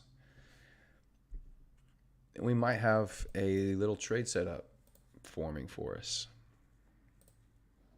Run sell side liquidity, displace back above, leave a fair value gap in between, see if we can't get some kind of entry in there. We'll have to wait and see how this setup plays out for us. Gold I'm staying away from. He gave no clear direction, just whipped around aggressively.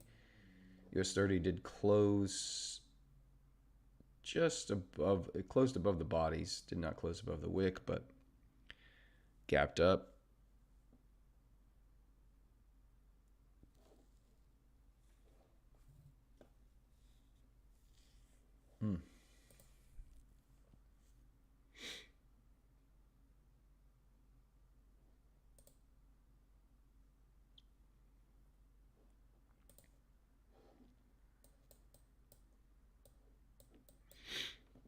So here again, I'm just going to talk you through why I am bullish. So we were expecting a run on sell side liquidity, which we got right here. It reached back down into a discount. So this is about the 50% range, somewhere right in here. Tapped into that discount and reversed. Take off that OTE. So we ran sell side liquidity right here.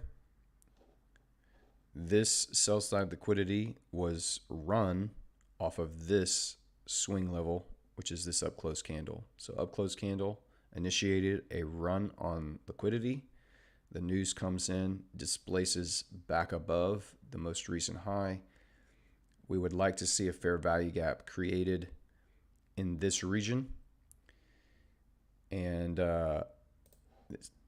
potentially you would want to see something tap in to here around 50% of that breaker and inside this fair value gap. I would probably want to put my stop be twice as large as I normally have them, but with these news candles, that's what you get. Something like that, and then you would be targeting something up here. And this is not a trade. I'm not calling this. I'm just telling you this is what a setup looks like. Run on liquidity, identify your breaker,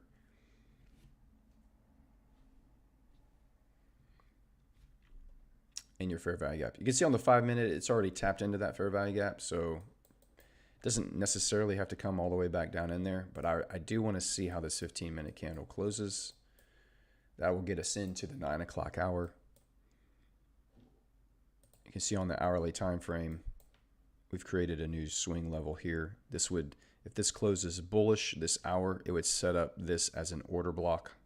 These 3 down close candles would then be acting as an order block that you would want to see price respect, which would mean if price wants to go higher, it could return into that order block, but it's not going to go below it. And so you can see the stop would be below that order block. You could get it a little bit tighter right there, maybe.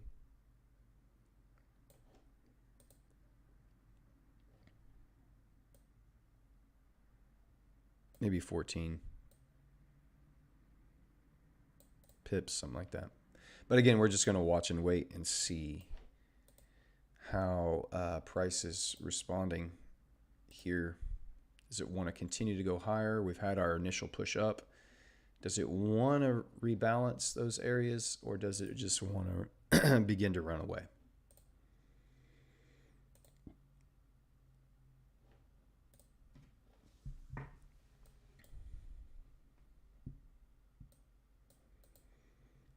Again, most of my stops have been around on pound.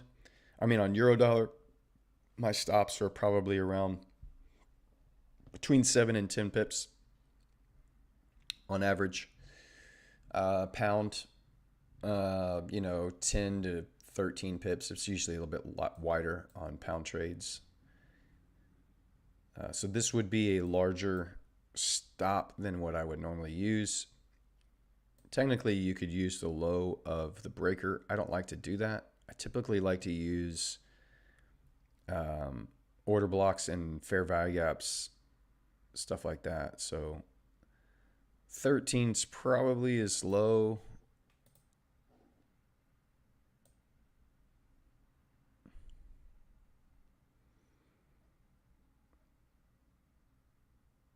Yeah, probably 14 pips.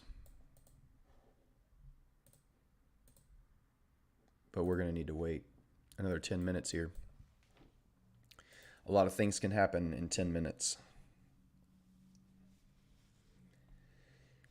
The market is digesting all of the news and trying to figure out, okay, is that enough information to tell us where we want to go now for the next 3 or 4 days, if not for the next rest of this month?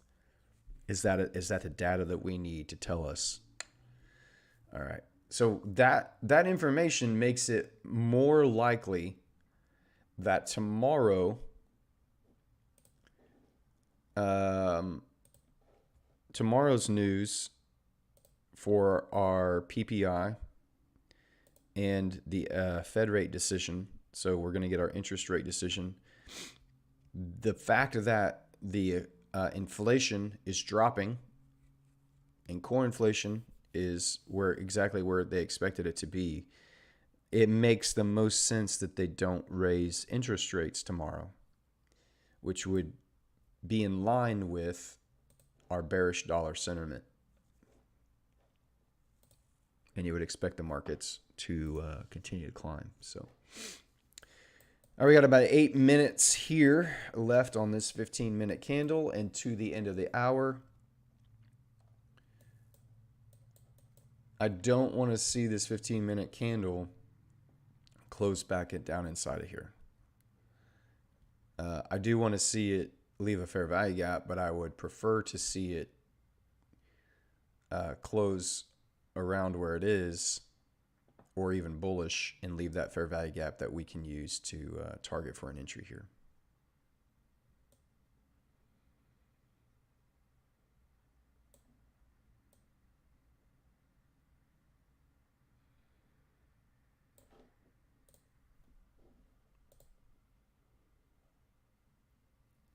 So we'll see what happens.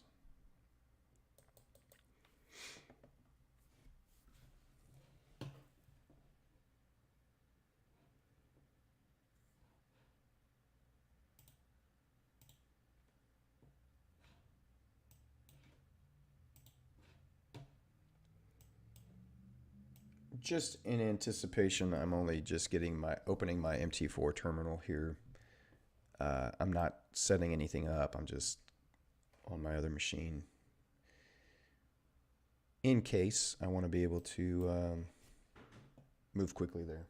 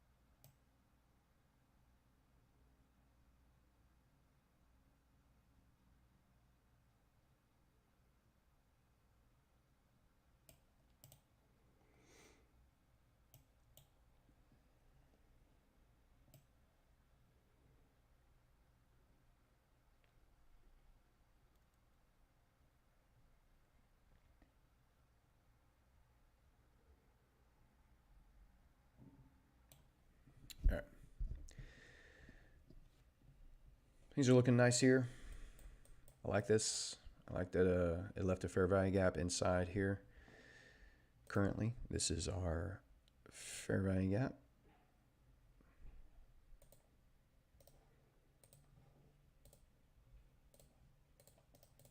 Right there. So if this, again, if this 15-minute candle can close above this range, I don't want to see it close aggressively back in here. It's got about 5 minutes left. If it can close bullish and leave that there, or even outside of that range and just leave that fair value gap, we'll go. My doggies have just come into the room, so I'm just going to turn my camera off here real quick and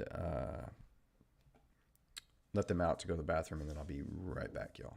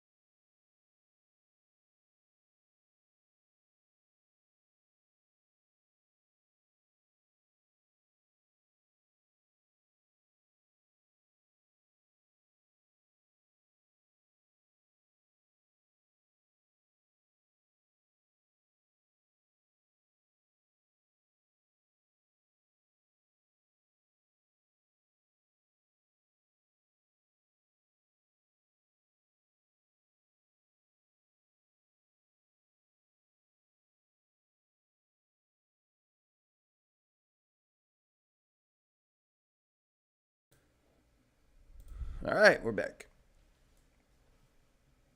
All right, got a couple more minutes here, and we'll see what we get here.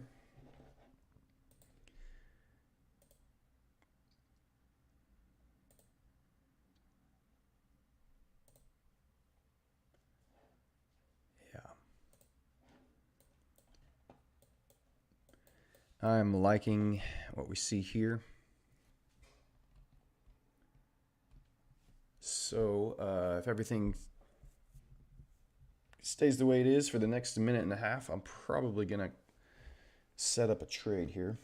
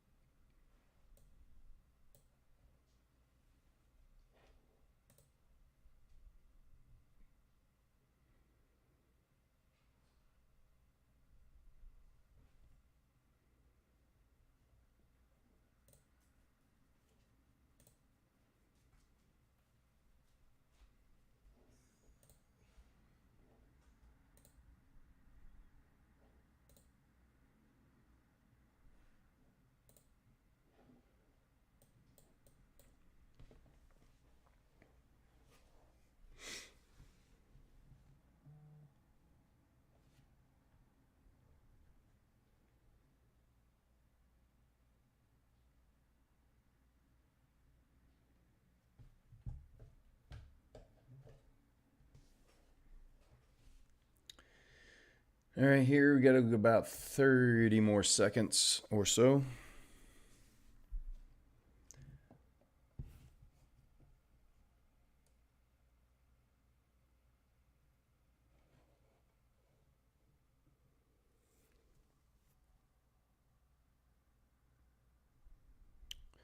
All right, I'm going to set up a buy limit here, guys. My entry will be 08042. My stop will be 7907. And my TP will be 08321. And that is a valid trade setup right there. I'm going to go ahead and copy that image. I'm going to post it onto Twitter.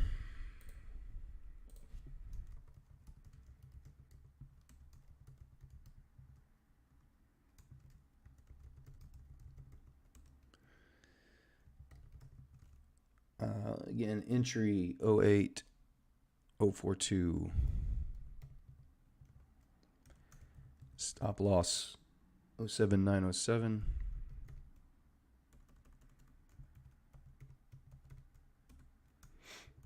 And my TP is 08321.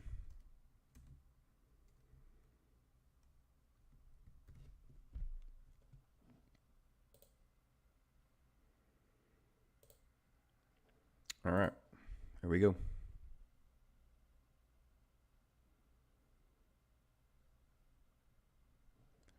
This is unbelievable. Y'all look at this.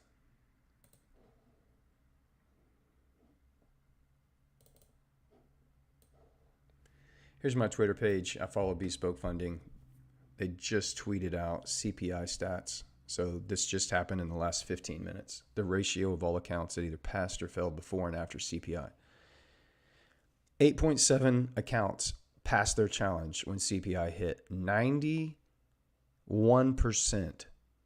of all accounts failed on that freaking news event. What in the world are all of these people doing? Why do you think you can, what profitable traders are out here trading freaking CPI? This is mind-boggling to me. I guarantee you some of those people are going to DM me to go, man, I failed my challenge today. I need help. Can you help me? And I'm going to be like, I can help you. Did you trade CPI today? Because if you did, that's why you failed. That was stupid. Absolutely stupid. I don't understand why people do that. I just do not get it. So here we go. Just on the hourly time frame, the hourly closed bullish.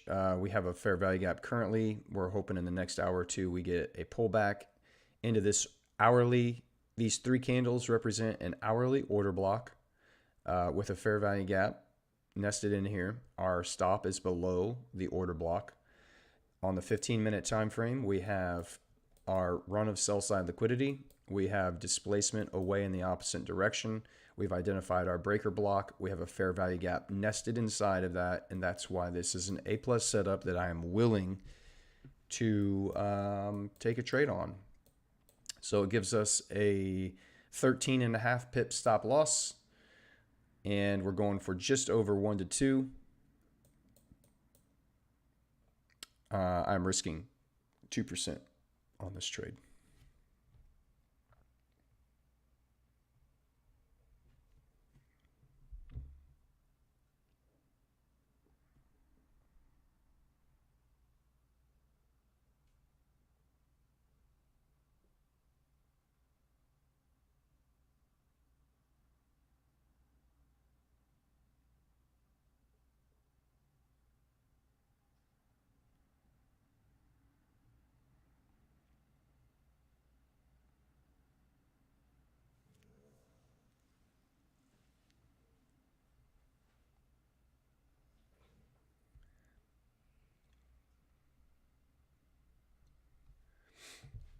So again, this is going to be bearish for the dollar with inflation dropping. The Fed is will be probably unmotivated to raise the interest rates tomorrow. They'll either hold them or cut them, and that will be bearish for the dollar. If they hold them, it's bearish, and if they cut it, it's very bearish for the dollar.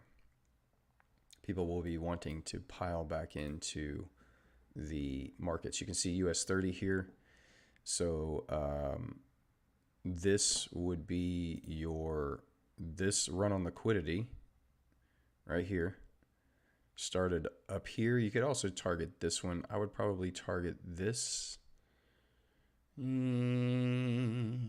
would probably target this right here as a breaker on US 30. It doesn't, oh, Jesus, why did I just do that? Rookie mistakes.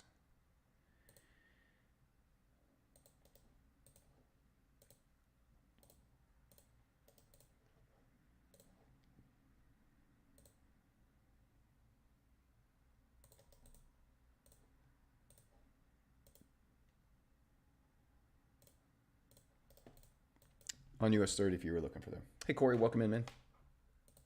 Just called out a trade. Check it out on Twitter if you haven't seen it yet. It has not been triggered.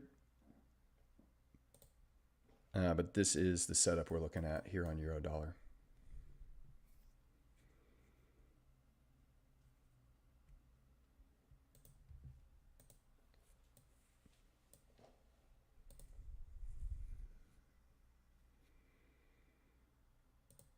We will look to see if we get tagged in, but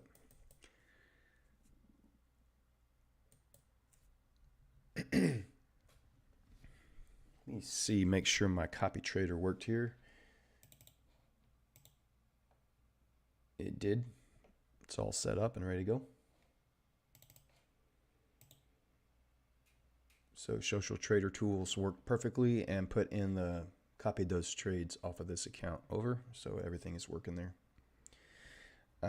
I need to take a little bathroom break here, guys. So just give me another brief pause and I'll be back. And I'll stay on for probably another 20 minutes or so, and then I'm going to have to call it a day. So let me take a quick bathroom break, then we'll see where the next 15 minutes takes us. Be right back.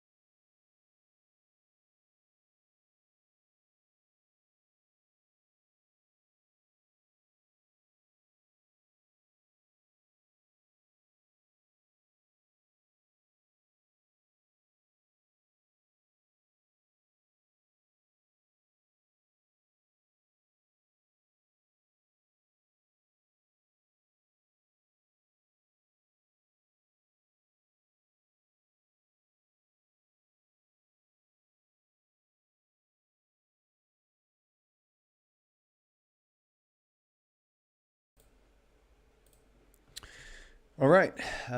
We are just about to get tapped in. It has not been tapped in on. What is it? Oh, wait. Oh,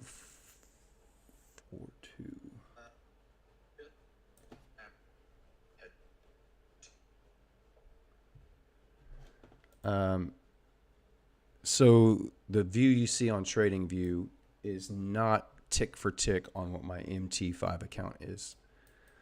So even if it shows getting triggered in there, we have not been triggered in yet on this trade. You may have, depending on what broker you use. It does show it being triggered here on TradingView, but we did not get triggered into this trade yet.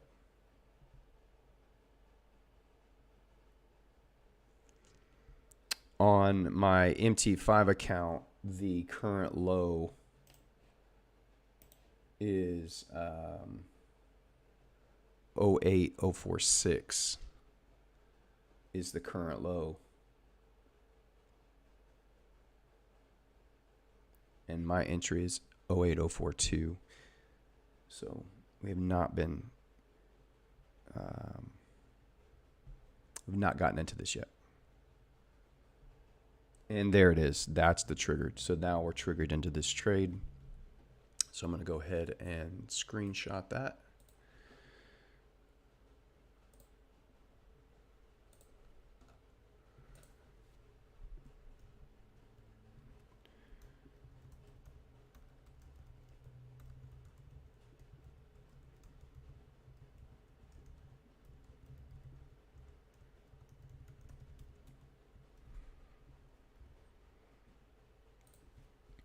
Okay.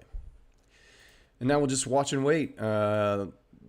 We have no control from this point on. The only control we have is how we're going to manage our trading plan.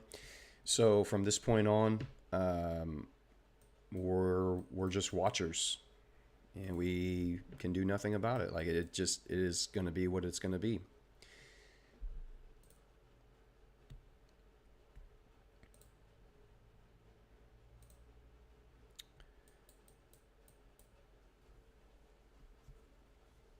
So when I set a trade, just so you guys know, and anybody that hasn't been here and watched how this works before, I risk 2%. So we have 2% of our funded account and phase one challenge at risk. And I accept that risk. As soon as I set that buy limit, I assumed all that in loss. I assumed that this is going to be a loss. I'm willing to take it. So that's just the assumption, and I'm okay if it loses. Like it has no bearing on the next trade that I take. It has no bearing on the trade that I took before this. I can't even remember the trade I took before this. I think it was a loss, if I remember right. But I'm not worried about it. I'm not concerned about it. I am just going to sit here, and what I'm going to do is set an alert if price takes out this high right here before it hits our stop loss, then that'll be our break even point. So if price can move back up that direction and we can take out and make a new high this hour, if this 9 o'clock hour can make a new hourly high, then we'll move to break even. And that's all. That's the only decision we have to make for this trade. We have one decision left to make today. We waited for 2 hours and 15 minutes. We got our setup. Price is giving us what we were hoping for and anticipating. And so now we have one decision left to make, is when do I move to break even? So the rest of this is up to the market. And the market doesn't even know I'm in. Reminder, the market doesn't know. If you took this trade and you decided to participate in this with me, again, I'm not telling you to. I'm not telling you you should. I'm telling you this is what I'm doing to manage my demo account. These are both demo accounts. I know it says live funded account down here. They're not booking me. I'm not. This account is not in the live market. These are all demo accounts. So the market doesn't even know my order exists. Does not even know. Um, so whatever happens is going to happen. It's either going to come down here and it's going to violate this order block on the 1 hour time frame and hit our stop, or it's going to allow us to move to break even. Those are the only two outcomes that are left to happen here. But we ran sell side liquidity and we displaced above. We have a fair value gap inside of a breaker. So from here on out, if price wants to reverse and the dollar wants to remain bullish, if the dollar wants to pull back now and just displace back up and start running make new highs, then we're wrong. We're wrong.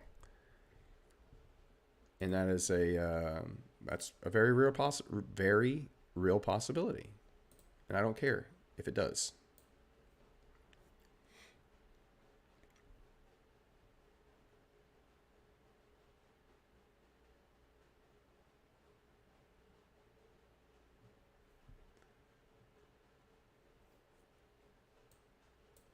I'll stay on for just a few more minutes. I do have to leave here in just a minute, so I don't know that we'll, unless this candle drops aggressively here, I don't know that we'll be able to capture this full trade play out live.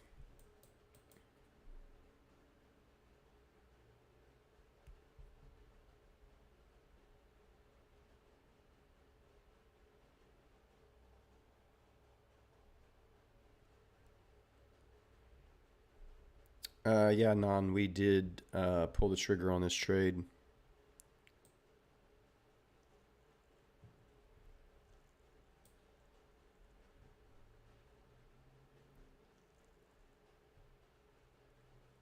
And price is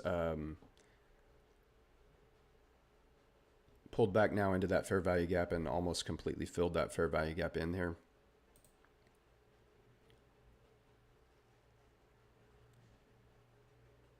So you can see on the 5-minute time frame here what we're looking at, but I really feel nothing. I've watched this happen so many times now. I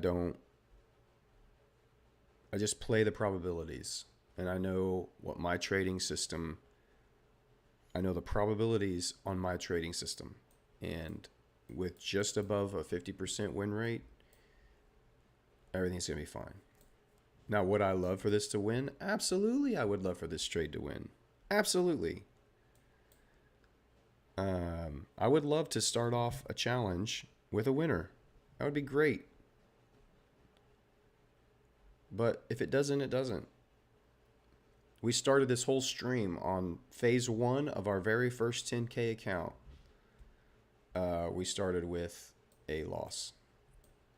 And 5 days later, we passed that challenge. So I don't care what happens here. I don't care. Again, I have one decision left to make. When am I going to move to break even?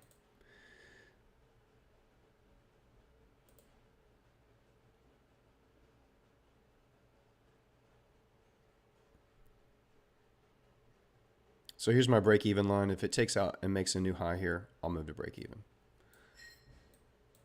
If it doesn't, it doesn't.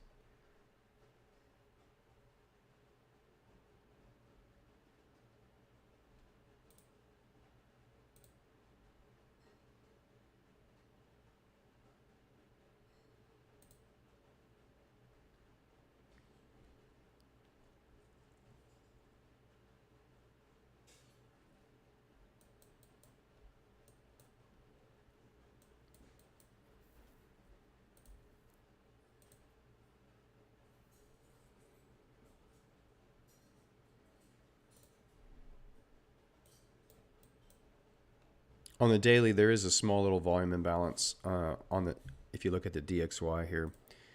You had this small little volume imbalance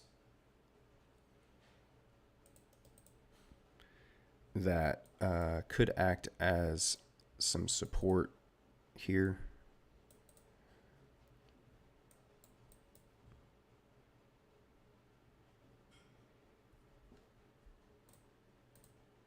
So that's interesting.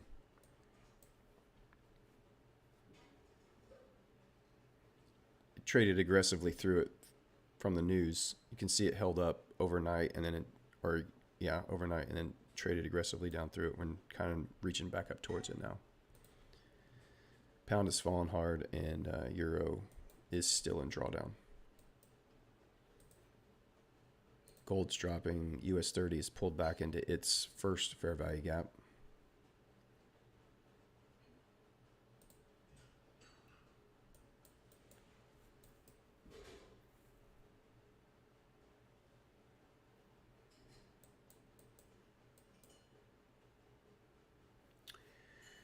All right, guys. I think I'm going to call it a stream here right now for today. So I hope you've enjoyed it. I hope you found it helpful. If you haven't yet, hit that like button. But follow along on Twitter. I'll be posting updates for this trade as we go.